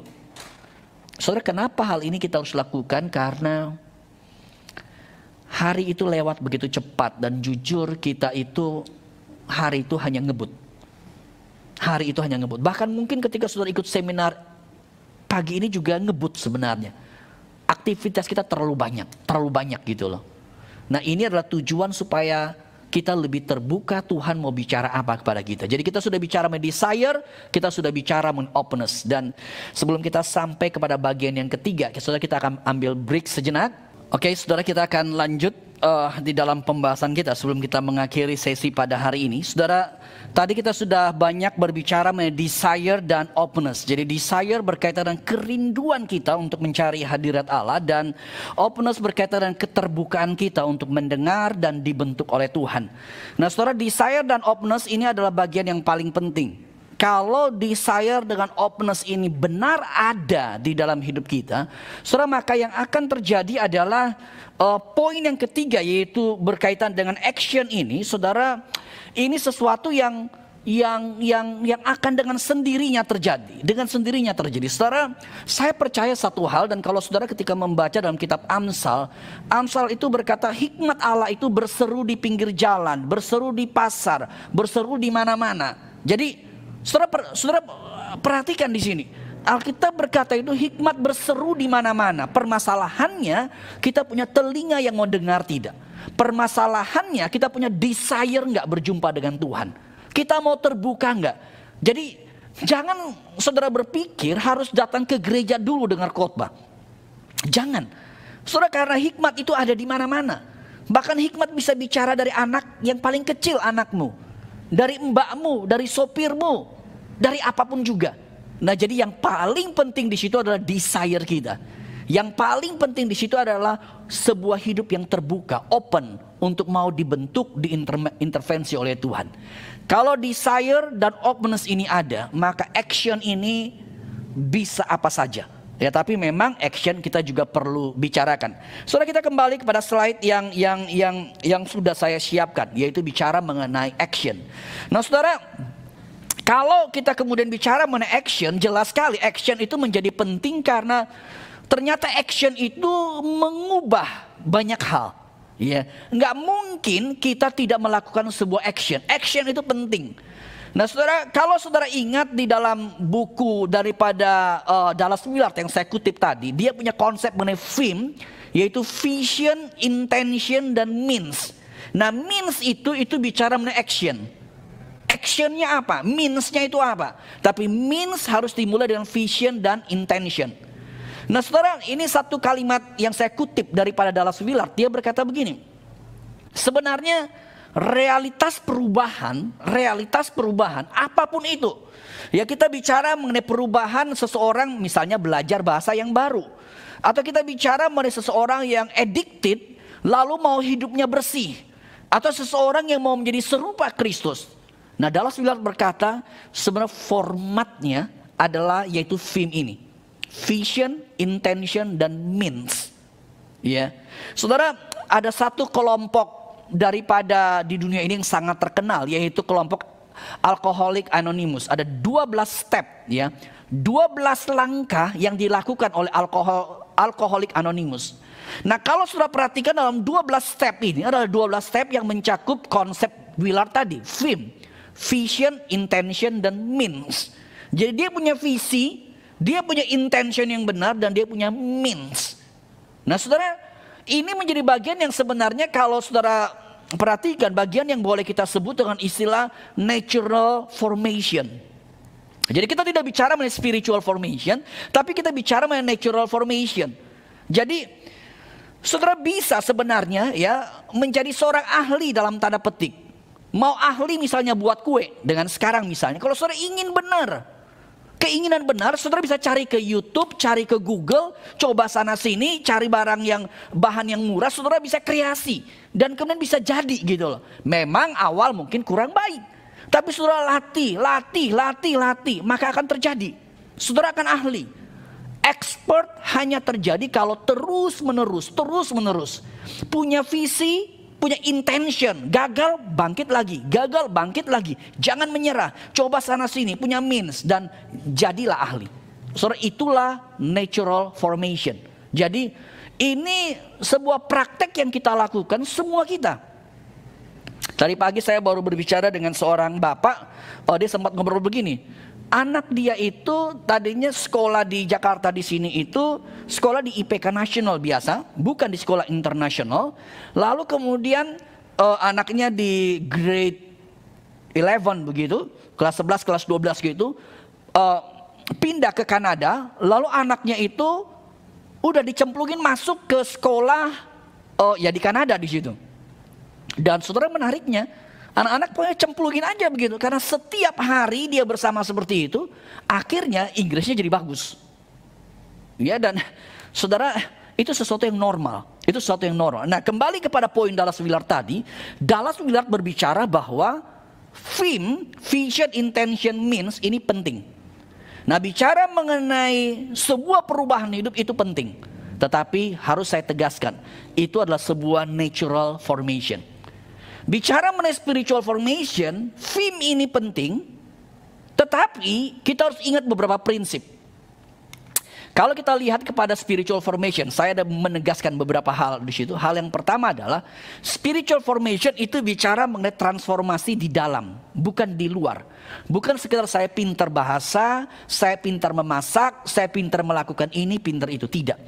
Tapi spiritual formation bicara mengenai hati. Hati yang harus diubah dulu. Kalau hati itu betul kita terus menyerupai Kristus, hati itu akan keluar di dalam behavior kita, tingkah laku kita. Itulah sebabnya Yesus berkata, seperti pokok anggur, ya, dia hanya akan muncul buahnya kalau kamu tinggal di dalam aku. Itu bagian yang pertama. Bagian yang kedua, kita juga menyadari bahwa kalau urusan belajar bahasa, belajar buat masak, belajar buat kue, urusan hal yang di luar, hal yang di luar itu gampang. Tapi urusan hati ini kalau bukan Tuhan sulit. Itulah sebabnya kita butuh Tuhan yang campur tangan. Kita kenapa perlu setiap hari, tadi saya katakan, setiap pagi doa dengan Tuhan, saya mau persembahkan hati saya nih. Tuhan jaga nih, saya terus mencari Tuhan. Saya berjumpa dengan Tuhan, saya pikirkan semua. Kenapa? Karena ini masalah spiritual formation. Ini bukan natural formation. Kalau saudara bukan Roh Kudus yang menyadarkan, gak akan bisa. Tapi ada bagian yang ketiga. Proses ini harus diikuti dengan sebuah willingness, sebuah kerinduan kita untuk mau masuk dibentuk oleh Tuhan. Jadi saudara perhatikan, Allah berkarya ketika kita mau memberikan diri. Disitulah kemudian terjadi yang namanya spiritual formation. Proses perubahan hidup terjadi dengan konsep seperti ini.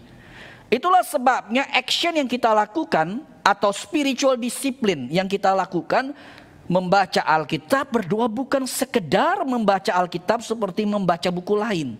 Tidak. Tapi saudara sedang memohon supaya Tuhan merubah hidupmu melalui semuanya itu.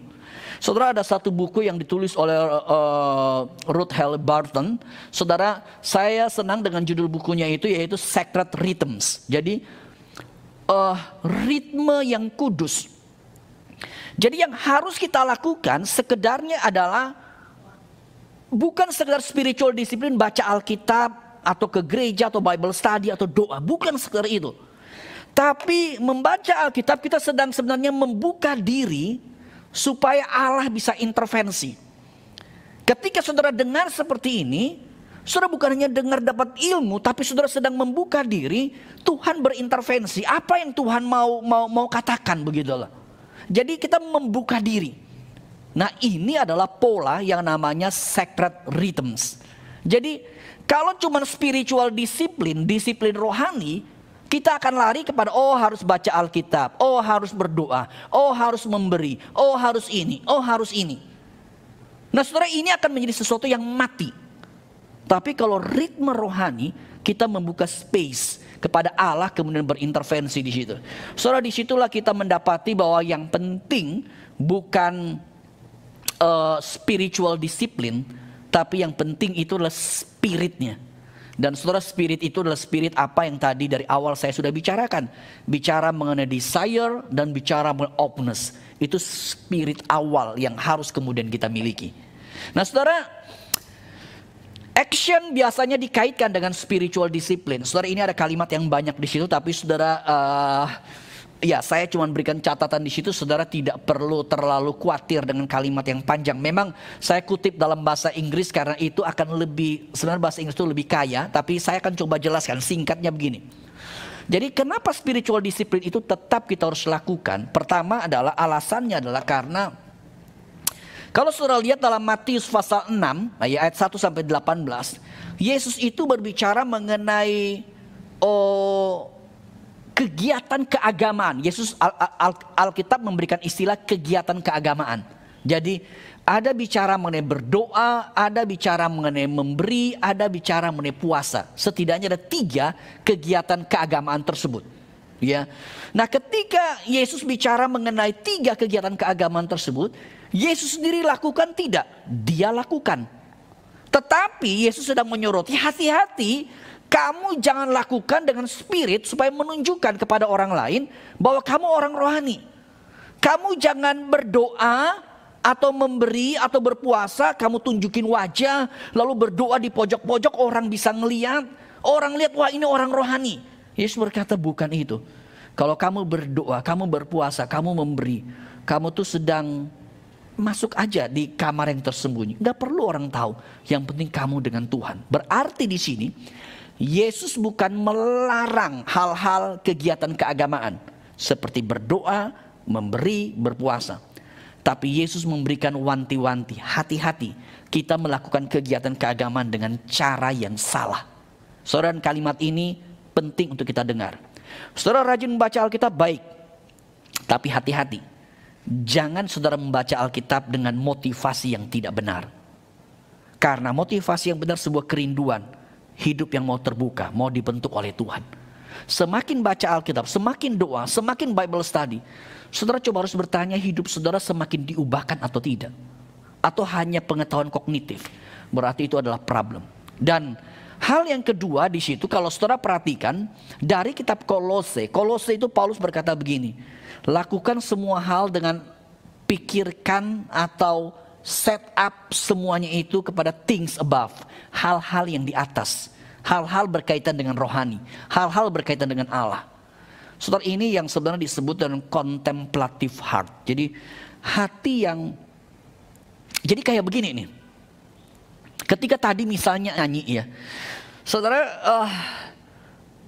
ketika tadi nyanyi, ketika saya kemudian mencoba untuk masuk dalam pujian tersebut, ketika kalimat yang sederhana, terima kasih Yesus, terima kasih Yesus. Saudara, saya tidak tahu bagaimana saudara ya, tapi ketika saya menaikkan pujian, saya itu cuma sadar, iya ya benar ya. Seberapa banyak tuh saya berkata, Tuhan terima kasih benar, terima kasih benar. Ya, saudara, bahkan saat ini nih ya, ini kan saya sudah menjelang di dalam, sebentar lagi sudah menjelang dalam akhir daripada seminar ini. Saudara, saya harus berkata thanks God. Ya, bisa mau selesai itu thanks God, benar. Ya saudara, untuk persiapan seperti ini itu ada takes time yang sangat banyak. Buku yang harus dibaca, harus direnungkan, bahan yang mana yang harus dimasukin, bahan yang enggak. Saudara, itu menjadi bagian yang jujur bisa membuat saya stres, membuat kita sangat letih. Saudara, tetapi kalau bisa sampai dan Tuhan pimpin, itu hanya anugerah Tuhan. Saudara, sehingga ketika pujian tadi dan saya berkata, Tuhan thank you benar. Thank you benar begini. Ada banyak hal. Nah, itu berkaitan dengan things above. Jadi kita bukan hanya baca Alkitab, tapi baca Alkitab dengan contemplative heart. Kita bukan hanya kebaktian, tapi kebaktian dengan contemplative heart. Kita bukan hanya menyanyi memuji Tuhan, tapi memuji Tuhan dan contemplative heart. Maksudnya adalah pujian, baca Alkitab, ikut kebaktian, pelayanan itu mengarahkan kita kepada Tuhan, kepada Tuhan, kepada Tuhan. Dan di situ kita mengalami anugerah Tuhan, mengalami kekuatan Tuhan di situ. Nah, saudara, ini adalah Kalau kita lihat Yesus melakukan spiritual disiplin, tapi Yesus memberikan wanti-wanti peringatan, jangan lakukan dengan salah. Paulus dalam Kolose memberikan prinsip yang benar, yaitu lakukan semuanya itu dengan arahkan hati kepada Tuhan. Nah saudara, setelah semuanya itu baru kita bisa melihat ada begitu banyak contoh daripada spiritual discipline. Saudara, dalam buku Dallas Willard, The Spirit of Discipline, dia bagi dalam 2 kategori. Jadi disiplin rohani itu ada dalam beberapa kategori. Seperti kategori yang pertama ya, yaitu kategori berkaitan dengan disiplin di mana kita mencoba terlibat, atau bukan terlibat lah, kita engage, itu maksudnya kita jadi gini, kita bareng-bareng dalam semua community bersama begitu loh. Jadi bukan disiplin yang kita menarik diri, bukan sendiri, tersembunyi. Jadi kayak misalnya puasa atau silent, solitude, itu kan kita menarik diri, misalnya 1 hari atau 2 hari kita hanya ke satu tempat retret, kita tenang aja, kita berdoa aja. Nah itu disiplin yang bersifat menarik diri. Tapi ada disiplin yang bersifat kita terlibat bareng. Misalnya dalam Bible study, dalam kebaktian, dalam kita melayani bersama, dalam kita fellowship ya, dalam relasi kita. Nah itu menjadi disiplin yang bersifat kayak sekarang ini, saudara ikut seminar, ini juga menjadi bagian yang baik, disiplin rohani. Tapi ini disiplin bersifat kita bareng. Tapi saudara juga perlu menarik diri untuk sendiri. Nah ini model disiplin rohani itu banyak. Ya kalau saudara di gereja pasti dilakukan lah begitu ya. Entah doa, baca Alkitab, Bible study, kebaktian, pelayanan, itu rata-rata berkaitan dengan disiplin yang berkaitan dengan orang banyak terlibat dalam beragam hal. Saudara bisa lihat bahan ini di internet, saudara searching di Google aja, saudara gampang ketemu. Ya tetapi yang saya lebih ingin menekankan adalah bukan seperti ini spiritual discipline, actionnya. Yang harus lebih penting menurut saya adalah sebuah disiplin yang unik punyanya kita. Jadi maksud saya begini, disiplin rohani itu harus dilakukan kalau sebagai sacred rhythm, ada beberapa hal yang harus kemudian terjadi. Jadi yang pertama adalah disiplin itu harus sesuatu yang juga unik, personal. Ya, jadi tergantung personality kita akan lebih cocok di mana begitu loh. Kita akan lebih enjoy di mana. Jadi ada orang yang lebih senang baca Alkitab bersuara, ada orang lebih senang baca Alkitab dalam hati. Ada orang lebih senang baca Alkitab sambil nulis. Ya kita perlu belajar semuanya, tetapi kita itu punya cirinya. Jadi ada orang lebih senang Bible study, ada orang lebih senang pergi pelayanan diakonia atau pelayanan misi. Ada orang yang lebih senang kemudian menyanyi, masuk dalam paduan suara. Nah ini macam-macam gitu loh. Ya, kita harus kemudian melihat keunikan kita. Yang kedua adalah juga kita harus, yang saya sarankan, realistik. Jadi yang penting saudara enjoy dan step by step aja. Nggak perlu berbeban, wah kayaknya misalnya baca Alkitab, saya harus baca 5 pasal loh begitu. Saudara kalau mau lakukan boleh, tapi saya sarankan realistik saja begitu loh. Kalau saudara bisa cukup 1 pasal, oke. 1 perikop, oke. Kalau saudara doa, misalnya cuma bisa 5 menit, oke. Nggak perlu 30 menit, nggak perlu 1 jam. Ya nanti seiring perjalanan rohani saudara bertambah, saudara bisa doa lebih lama misalnya begitu. Dan bukan hanya realistik, tapi juga harus balance. Jadi tadi saya katakan ada orang memang punya keunikan pribadi, lebih senang misalnya ngumpul ya. Tapi saudara juga harus punya waktu tarik diri sendiri. Jadi jangan hanya ngumpul, tapi juga kadang-kala harus punya waktu silent sendiri. Dan yang terakhir di situ adalah harus fleksibel. Ya jadi, saudara kalau dulu itu saya mengharuskan diri saya adalah misalnya setiap hari harus baca Alkitab. Baca Alkitab sekian pasal begitu. Saudara, itu sangat baik. Tetapi begini nih, bagaimana kalau saya nggak bisa sampai pasal seperti itu? Atau bagaimana kemudian kadang-kala saya begitu sibuk dan saya terlewat misalnya 1 kali baca Alkitab. Apakah kita langsung merasa, waduh lu berdosa loh. Wah lu nggak benar di hadapan Tuhan loh. Betul saya nggak benar. Tapi apakah saya menghakimi diri begitu rubah? Nah ini hati-hati. Unsur fleksibel, unsur jangan legalistik, itu harus ada. Nah saudara, ini beberapa prinsip yang menurut saya dalam action kita, dalam kehidupan rohani kita tuh harus ada. Ya, jadi kita harus personal, harus realistik, harus balance, dan juga harus fleksibel. Saudara, saya mengusulkan bagian yang terakhir di sini, ya, kita mencoba untuk meng-create spiritual disiplin kita yang unik. Jadi, yang pertama adalah, yang paling penting adalah spiritnya. Spirit itu adalah keinginan, desire kita, kerinduan kita. Spirit itu adalah berkaitan keunikan daripada kepribadian kita dan pola yang unik. Ada dua gambar di situ yang saya munculkan. Yang pertama, yang paling bawah, yaitu adalah gambar orang yang lari lalu ada matahari muncul. Ya, kalau saudara ingat, saya tadi sempat cerita juga.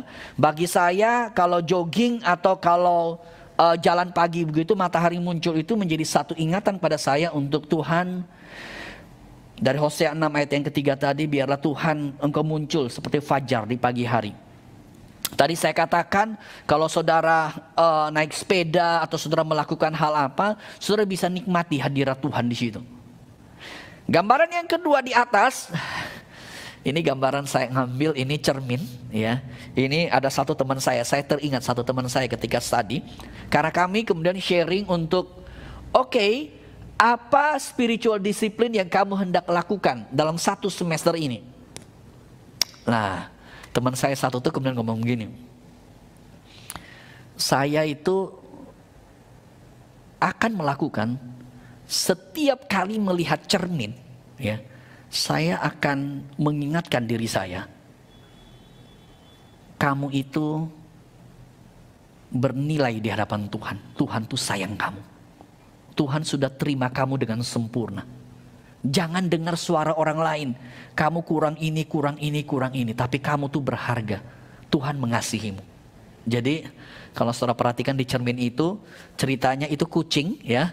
Dia ngeliat cermin tapi dia lihatnya singa begitu loh. Ini untuk untuk menegaskan nilai yang sangat besar. Nah saudara, itu yang terjadi itu. Jadi teman saya itu, dia lakukan setiap kali bercermin. Kita kan suka masuk toilet tuh, suka ngaca, sisir rambut, ya. Ketika kita ngaca, kita juga ngaca, Tuhan, saya tuh berharga loh. Tuhan, saya tuh bernilai loh. Jadi jangan cuma lihat cakep, ya. Lihat bernilai di hadapan Tuhannya. Atau misalnya, ya, ada saya pernah diceritain gini nih. Ada seseorang kalau ini laki, ya. Salah seorang dosen saya sempat cerita, karena ini temannya yang lakukan. Jadi temannya lakukan begini. Kalau misalnya pikiran dia tuh mulai berimajinasi hal yang gak benar, maka yang dia akan lakukan adalah dia seperti menampar sih, memukul kepalanya. Ya, jadi kalau pikirannya mulai ada pikiran yang kemudian tek gitu loh jadinya, pukul begitu loh jadinya. Jadi itu menjadi satu bagian yang lu ingat loh, pikiran lu tuh harus suci, harus kudus. Nah maksud saya di sini adalah saudara boleh create, bisa macam-macam saudara create, ya bisa macam-macam saudara create. Oke, saya rasa itu saja yang saya harus sampaikan. Saya mencoba untuk saya mencatat beberapa hal yang disampaikan oleh Mr. Tommy. 3 kata ini sebenarnya mudah kita ingat dengan singkatan doa. Yap, ya. Betul. Desire, openness, and action. Ya. Saya mengingat bagaimana masa-masa waktu dulu muda, kalau yang namanya desire, apalagi kalau dengan ya mantan pacar sekarang, ya, jangankan hujan, ya, dalam keadaan tidak sehat pun maksa-maksa diri, ya, itu desire-nya begitu kuat, ya. Iya. Ya. Nah pertanyaannya, dalam kondisi seperti sekarang, ya, saya ngalami sendiri. Kadang-kadang saya tergoda lagi nonton film serial, ya.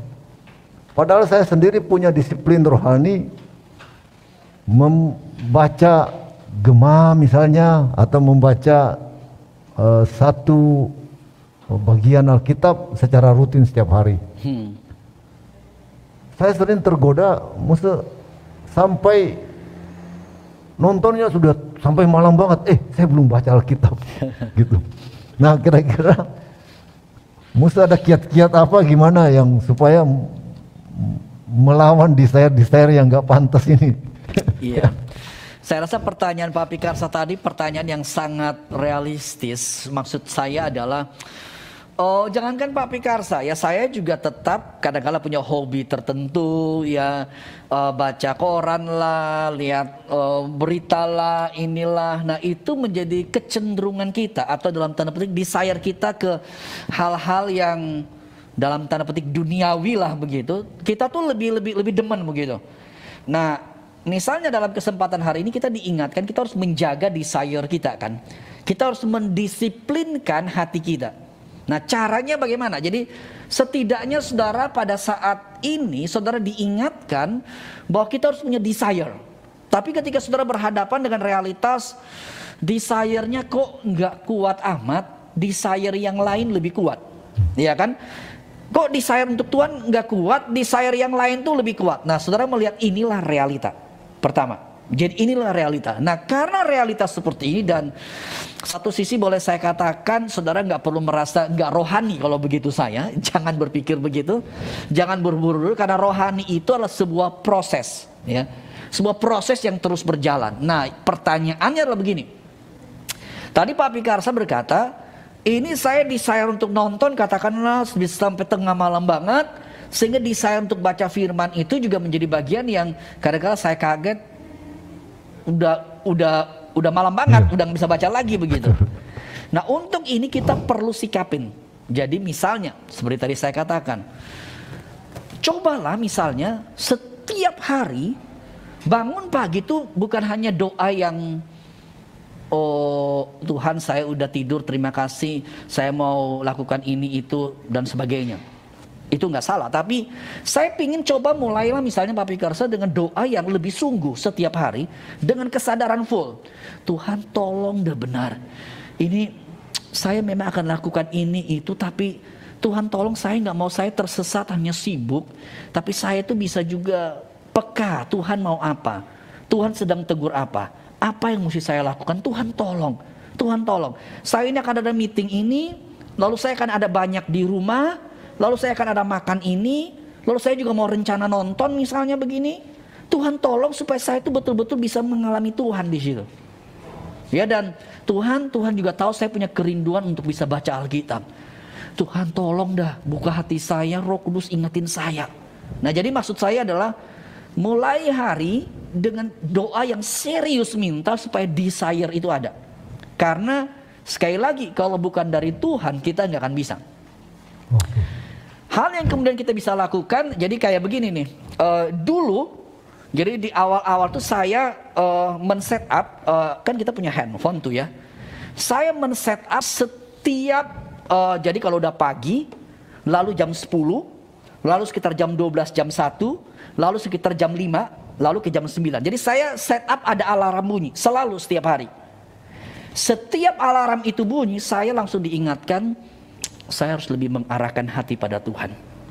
Saya harus pakai waktu untuk Tuhan. Jadi setiap alarm bunyi itu saya udah langsung tahu. Alarm bunyi ketika saya ada di mobil misalnya. Saya langsung matiin, Tuhan tolong supaya saya terarah kepada Engkau. Nah itu adalah reminder rohani.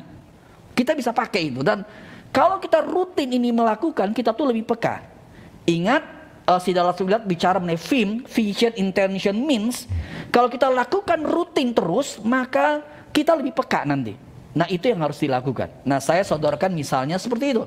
Saudara handphone dipakai, saudara coba lakukan buat alarm jam 10, jam 12, pas lunch, dan jam 5. Kan malam kan nanti udah ada doa malam lagi sebelum tidur. Pagi kan udah bangun. Nah jadi itu reminder. Nah itu akan membantu kita. Termasuk reminder itu misalnya menjadi reminder untuk mengingat juga kalau Pak Pikarsa misalnya punya kerinduan baca Alkitab, itu at least ada 3 waktu reminder.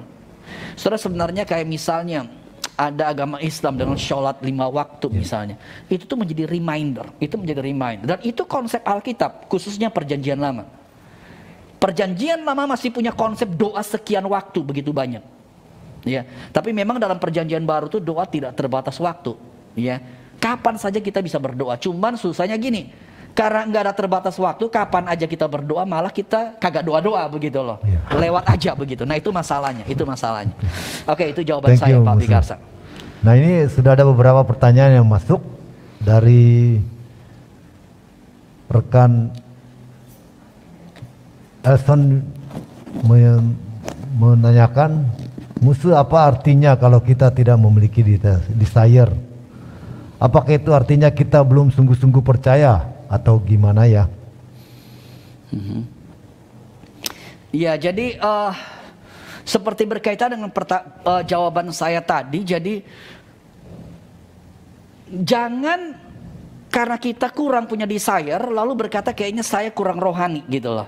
Saya belum sungguh-sungguh percaya. Enggak. Karena masalahnya kita ada dalam dunia, pengaruh dunia begitu kuat dan desire kita karena kita masih ada dalam daging, desire kita itu adalah desire yang penuh dengan kedagingan. Tetapi setidaknya begini, ada kesadaran bahwa desire saya itu mestinya bukan hanya untuk ini begitu loh. Desire saya itu juga mesti untuk Tuhan. Masih gagal betul, tetapi seperti tadi saya katakan, mulailah setiap doa, setiap permohonan hari dengan Tuhan berikan saya desire itu. Supaya saya sungguh mencari Tuhan, supaya saya sungguh kemudian menginginkan Tuhan. Nah itu yang harus dilakukan. Jadi jangan berkata ini berarti saya nggak percaya begitu loh. Jangan. Ya. Ada pertanyaan selanjutnya dari Elson ya, kalau tidak salah di situ. Ini pertanyaan kedua dari Elson, yaitu sering saya lihat orang yang dulu sangat memiliki desire dan passion dalam melayani Tuhan, tapi sekarang tahu-tahu tidak percaya lagi kepada Tuhan. Kok bisa terjadi gitu ya? Ya jadi kalau kita lihat nanti perjalanan rohani itu akan seperti kayak up and down seperti itu ya. Ada masa-masa seperti masa dia melayani luar biasa, ada masa-masa kemudian dia down. Nah inilah yang sebabnya tadi saya katakan kalau konsep iceberg itu jangan terlalu terjebak dengan ujung di atasnya. Jadi jangan terjebak dengan wah dia melayani luar biasa. Yang harus kita kejar dalam hidup kita adalah kita bukan hanya melayani, tapi betul nggak kita punya desire untuk cinta Tuhan. Karena gini, kalau kita hanya terjebak dalam kegiatan, kita tuh satu waktu akan capek, satu waktu akan letih, dan bahkan kita mungkin akan berjumpa dengan pengalaman-pengalaman yang pahit. Pengalaman dikecewakan, pengalaman dilukai, dan buat kita, sudahlah nggak usah ke gereja lah begitu. Ya, jadi ada orang-orang yang akhirnya tidak percaya kepada Tuhan. Ya, meninggalkan Tuhan. Ya karena ya itu tuh, ada pengalaman-pengalaman iman yang satu sisi menurut saya bagi kita orang-orang Kristen jangan jadi batu sandungan. Ya, tetapi sisi yang lain kita juga bisa melihat bahwa realitas di atas kegiatan itu, pelayanan itu tidak menjamin di bawah, sehingga kita harus mengejar yang di bawah. Kita harus mengejar desire kita, ya. Tetapi apakah berarti orang itu tidak percaya lagi? Apalagi kalau orang itu meninggalkan Tuhan. Maka jawaban saya adalah kita tidak bisa menjudge begitu cepat. Berharap dengan waktunya, ada waktunya nanti orang itu boleh sungguh-sungguh kembali kepada Tuhan. Berharap seperti itu, Iya. Seperti anak yang hilang ya musuh. Iya. Pergi dulu, nanti kembali lagi ya. Good point ya. Seperti anak yang hilang. Berharap dia ada waktunya dia kembali kepada Tuhan. Itu poin yang baik. Iya. Pertanyaan berikutnya dari Inspironi. Musuh bagaimana mempertahankan desire yang kerap di awal kenal Tuhan atau bertumbuh begitu kuatnya, tapi dalam perjalanan waktu jadi tergerus. Iya, jadi sekali lagi harus saya katakan memang desire itu perlu kita jaga benar-benar, ya. Dan desire itu harus diikuti dengan sebuah openness, ya. Jadi karena kalau desire diikuti dengan openness, sebuah keterbukaan untuk mau dibentuk, maka kita itu akan seperti apa ya? Kita tuh akan kaget karena perubahan-perubahan hidup yang terjadi dalam diri kita itu adalah sebuah perubahan yang signifikan, ya. Sebuah perubahan yang kemudian akan signifikan dan itu akan membuat itu seperti bola salju berguling. Jadi gini nih. Desire itu yang sungguh akan membuat supaya kita mengalami sebuah perubahan, dan perubahan itu akan membuat kita itu kemudian semakin hari semakin menjadi seperti Kristus, dan itu akan exciting. Maksudnya itu akan menjadi hal yang seru banget, kok saya bisa berubah begini ya, kok saya bisa berubah begini ya, kok saya bisa berubah begini. Nah, jadi itu desire harus diikuti dengan openness. Nah, untuk menjaga itu saya saranin ya, kalau saudara benar-benar nih dengan sungguh-sungguh setiap hari, mulai pagi dengan doa tuh bukan basa-basi, tapi minta benar-benar, begging benar-benar, mohon benar-benar, dan ada kayak reminder seperti itu. Saudara, itu akan membantu kita. Itu akan membantu kita. Oke. Ya, itu cara yang bagi saya penting untuk menjaga supaya desire tetap oke. Ini dapat trik apa untuk supaya itu ya memulai hari dengan doa ya. Yap. Nah, ini berikutnya kita dari StreamYard ada Pak Roni yang ingin menyampaikan pertanyaan. Silahkan Pak Roni. Oh ya. Thank you Papi. Dan juga Musa Tommy. Sebetulnya tadi Inspironi itu saya. Oke. Ini untuk terutama anak-anak muda yang punya desire begitu kuat dalam mengenal Tuhan. Nah, setelah mereka mengenal Tuhan, kira-kira tips apa dari Musa Tommy untuk supaya mereka tetap bertahan untuk desire-nya di dalam mereka mengikut Tuhan gitu ya. Ya, kira-kira terkait dengan tadi ini, tapi lebih mengerucut ke anak muda. Thank you Musa Tommy. Thank you Papi. Jadi kalau tadi di dalam bagian akhir itu saya sempat ada bicara mengenai harus bersifat personal, harus bersifat unik, harus fleksibel. Ya, jadi saya tuh lebih menganjurkan, jadi harus tergantung dengan keunikan seseorang yang bersangkutan. Jadi anak yang bersangkutan. Misalnya, tadi saya sempat berkata juga ada mereka yang suka suka sepeda. Kenapa cuma hanya bersepeda? Ketika mulai sepeda dengan memohon hadirat Tuhan selama bersepeda. Kalau anak muda mungkin suka nge-gym misalnya begitu. Iya kan? Ketika nge-gym misalnya begitu, sambil kemudian pakai kesempatan nge-gym itu untuk semakin lebih mendekatkan diri kepada Tuhan. Nah, itu yang pertama. Poin yang pertama bagi saya adalah upayakan kreatif ya. Di dalam setiap activity mencoba melibatkan Tuhan.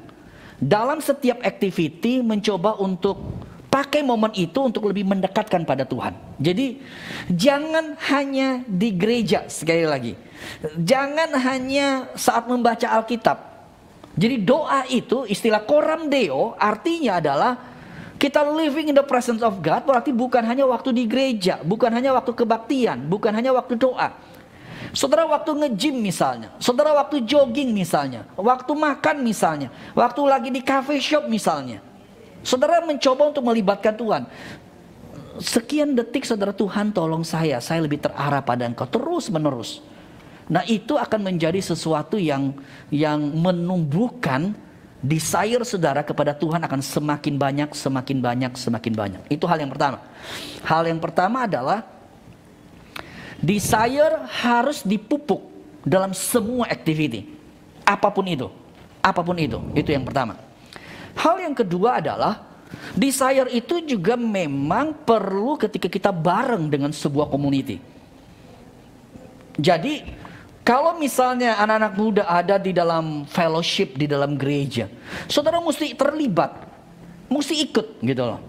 Atau ada misalnya kesempatan seperti ceramah seperti ini, saudara harus ikut begitu. Karena itu fellowship kelompok itu menjadi kelompok yang akan saling mengingatkan. Seperti Ibrani berkata, jangan meninggalkan persekutuan yang ada, karena itu tuh seperti kobaran api yang saling membakar supaya kita semakin lebih growing. Ya, jadi sisi personalnya, tapi ada juga sisi komunalnya, ada sisi kebersamaannya. Ya, dan saudara, bagi saya adalah begini nih.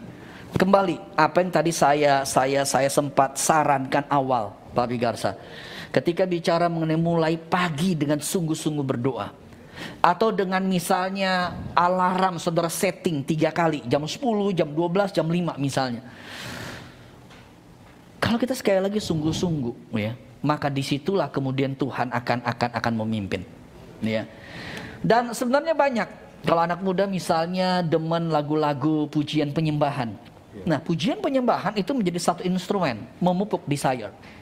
Iya, memupuk desire. Ya, saudara, ada banyak puji-pujian penyembahan yang baik, ya. Ada banyak puji-pujian penyembahan. Nah, itu memupuk kita. Jadi intinya adalah ada banyak instrumen kita kemudian bisa lakukan, kita bisa kemudian pakai untuk membawa kita dalam pertumbuhan. Oke. Baik, untuk Pak Roni sudah, ya. Kita berikutnya ke pertanyaan berikutnya, kembali dari Pak Elson. Saat kita mengalami kesulitan hidup, khususnya masalah ekonomi yang tak kunjung selesai, kita jadi merasa kok Tuhan seolah-olah jauh dan diam. Akibatnya desire kita akan Tuhan jadi hilang. Dan kita jadi bertanya, apakah Tuhan itu benar-benar ada? Bagaimanakah kita bisa connect kembali dengan Tuhan dan yakin Tuhan itu ada? Ya, ini memang pertanyaan yang sangat baik, ya. Jadi memang ada masa-masa di mana Tuhan itu seperti, atau perjalanan hidup kita tuh seperti gelap, ya.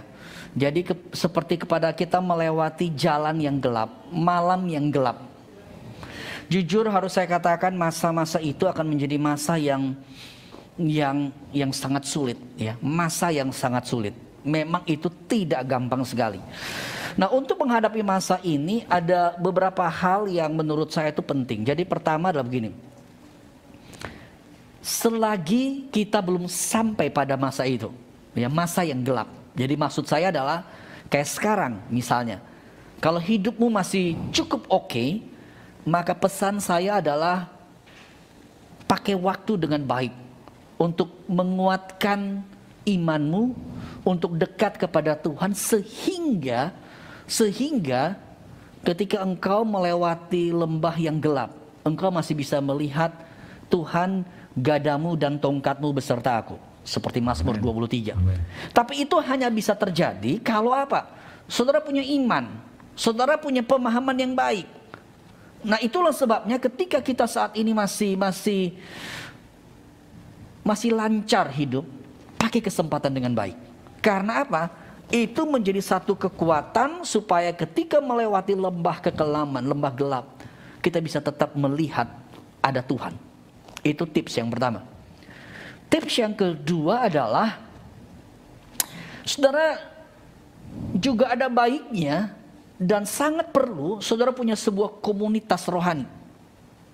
Ya, jadi katakanlah kalau di gereja ada persekutuan pasutri, ada persekutuan ini, saudara mesti ikut. Atau kalau ada kelompok kecil, saudara harus upayakan ikut. Supaya apa? Saudara tidak jalan sendiri. Sehingga ketika berhadapan dengan masa yang berat, ya, kesulitan hidup, setidaknya ada teman-teman yang akan bersama dengan kalian. Saudara, kisah Ayub adalah kisah yang menarik juga karena Ayub punya sahabat-sahabatnya. Ya, meskipun sebenarnya saya tidak berani berkata bahwa sahabat-sahabatnya ngaco total. Ya, memang pada akhirnya Tuhan juga menegur sahabat-sahabat itu, tetapi sahabat Ayub itu cukup baik gitu loh. Mereka berkabung bersama dengan Ayub, menemani Ayub. Dan saudara, secara psikologi, kadangkala ketika kita datang dan kita tidak bisa berbuat apa-apa, tapi sudah datang saja, itu sudah sangat menolong. Nah, sehingga berhadapan dengan kesulitan hidup tersebut, saya menganjurkan saudara punya sebuah community. Ya, saudara punya community. Dan kepada teman-teman saudara yang punya kelompok kecil, ada anggota, ada kenalanmu yang punya masalah. Kalau saudara tahu, saudara cobalah telepon mendoakan dia. Ya, meskipun saudara tidak bisa membantu kondisi finansial dia, setidaknya ada orang yang menelpon, ada orang yang bersama dengan dia. Saudara, itu menjadi satu kekuatan tersendiri.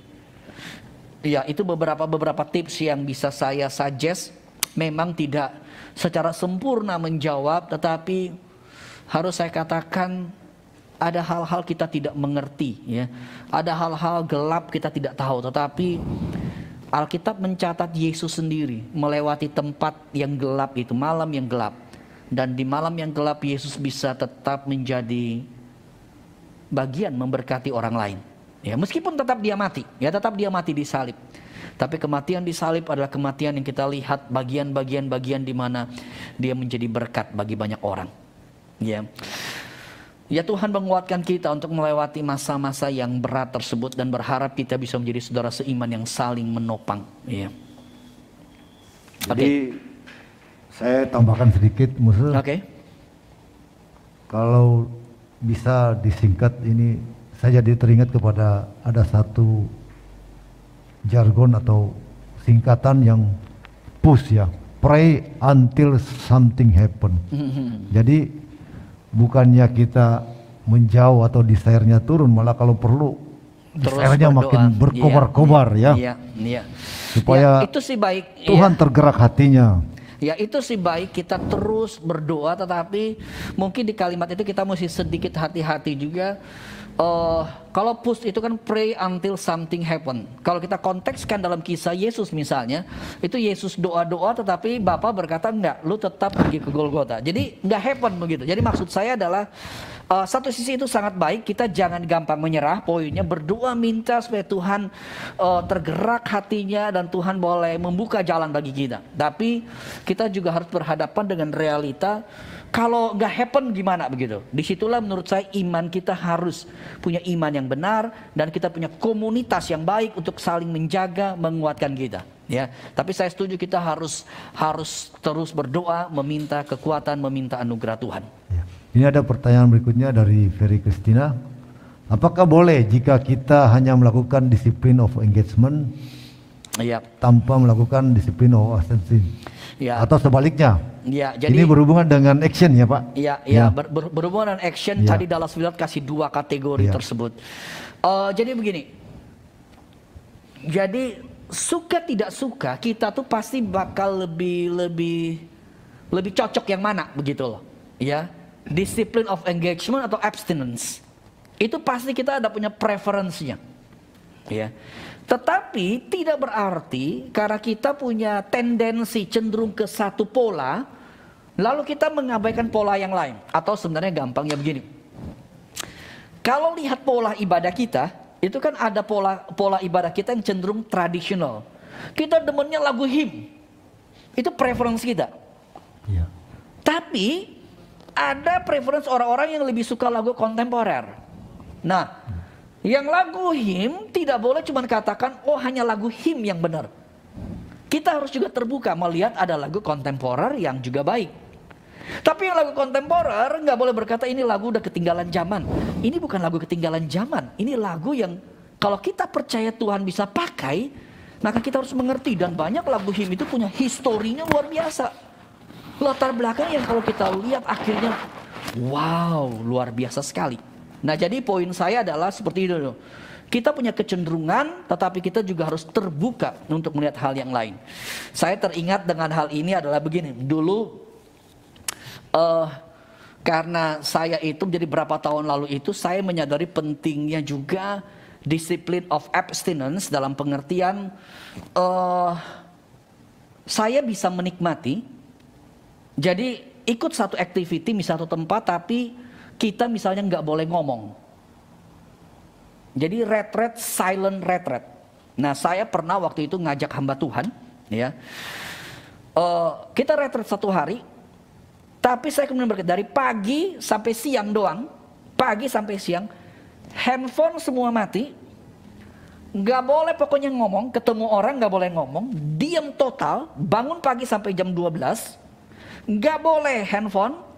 Nggak boleh buka baca koran atau apapun. Mau baca Alkitab boleh, lu mau jalan lihat alam boleh, mau tenang, mau berdoa boleh. Intinya mencoba untuk menikmati hadirat Tuhan. Tapi tidak boleh ngomong. Kalau saya pribadi cukup bisa menikmati begitu, silent. Ya, silent benar. Nah, saya bawa hamba Tuhan. Ini hamba Tuhan loh. Ya, ada 10-an lah begitu. ikut retret begitu, nggak boleh ngomong sama sekali. Setelah siang ketika makan, wah mereka tuh bisa keluarin, waduh gue udah stres banget, gak bisa ngomong dari tadi, gak boleh ngomong, ini Pak Tuam ini kelewatan. Masa kita ketemu, senyum pun sebenarnya dianjurin jangan ketemu-ketemu begitu loh. Kayaknya jadi manusia aneh gitu loh. Memang betul ada orang yang kayak begini. Ya. Tapi ada misalnya orang yang bisa menikmati silent. Dia bisa masuk ke ruang doa tenang, cuman hanya tenang berjam-jam, baca Alkitab, memuji Tuhan, berdoa seperti itu. Tapi ada orang yang doa lihat jam, kok dari tadi baru 10 menit, ini baterai mati kali ini, jangan-jangan. Ya. Ini kok nggak jalan-jalan begitu. Nah jadi tipe orang itu beda-beda. Tapi poin saya adalah kita harus sambil bisa open belajar yang lain, ya jangan tertutup. Itu poin saya. Thank you Musa. Saya lihat waktu terus berjalan dan waktu juga yang membuat kita harus mengakhiri sesi hari ini. Ya sebelum kita akhiri, saya minta Musa bisa tutup dalam doa. Oke, iya, dan saudara sebelum saya berdoa, saya cuma berharap satu hal, ini adalah proses yang kita terus-menerus berjalan. Jadi jangan pernah menyerah, dan ini kesempatan kita terus belajar, dan saya hanya berharap kita semakin hari boleh terus diubah untuk menjadi seperti Tuhan. Ya, Tuhan berkati setiap kita, mari kita berdoa. Tuhan, bersyukur untuk kembali pagi sampai siang ini Tuhan boleh menolong kami. Dan Tuhan hamba sungguh berdoa Tuhan tolong kami dalam perjalanan iman, perjalanan rohani yang sangat panjang. Bahkan kerap kali kami letih, kami bahkan mungkin saat ini kami sudah capek dalam iman kami, dalam rohani kami. Hamba hanya berdoa Tuhan tolong, Tuhan boleh buka kami, Tuhan tolong Roh Kudus bekerja sehingga kami kembali dimiliki hati yang sungguh ingin mencari Tuhan itu. Tuhan tolong berikan desire kepada kami, sebuah hati yang rindu benar-benar akan Tuhan. Dan Tuhan, apa yang kami dengar, khususnya beberapa tips praktis yang hamba suggest, Tuhan tolong sehingga setiap kami yang mendengar, kami juga rindu untuk kemudian bisa dan mau untuk setiap hari mencari hadirat Tuhan. Sungguh-sungguh mencari Engkau. Hamba sungguh berdoa kepada Engkau. Hamba sungguh berdoa memohon pada Engkau. Dengarlah doa kami dan bersyukur untuk siang ini. Berkati juga siang sampai malam nanti. Ada anugerah Tuhan, ada kasih Tuhan, penyertaan Tuhan bersama kami. Dan khususnya besok kami akan beribadah. Tuhan tolong supaya kami juga dapat mempersiapkan hati, menikmati ibadah besok pada hari Minggu nanti. Terima kasih Tuhan, terima kasih. Hanya dalam nama Tuhan Yesus kami bersyukur, kami berdoa. Amin. Baik, terima kasih.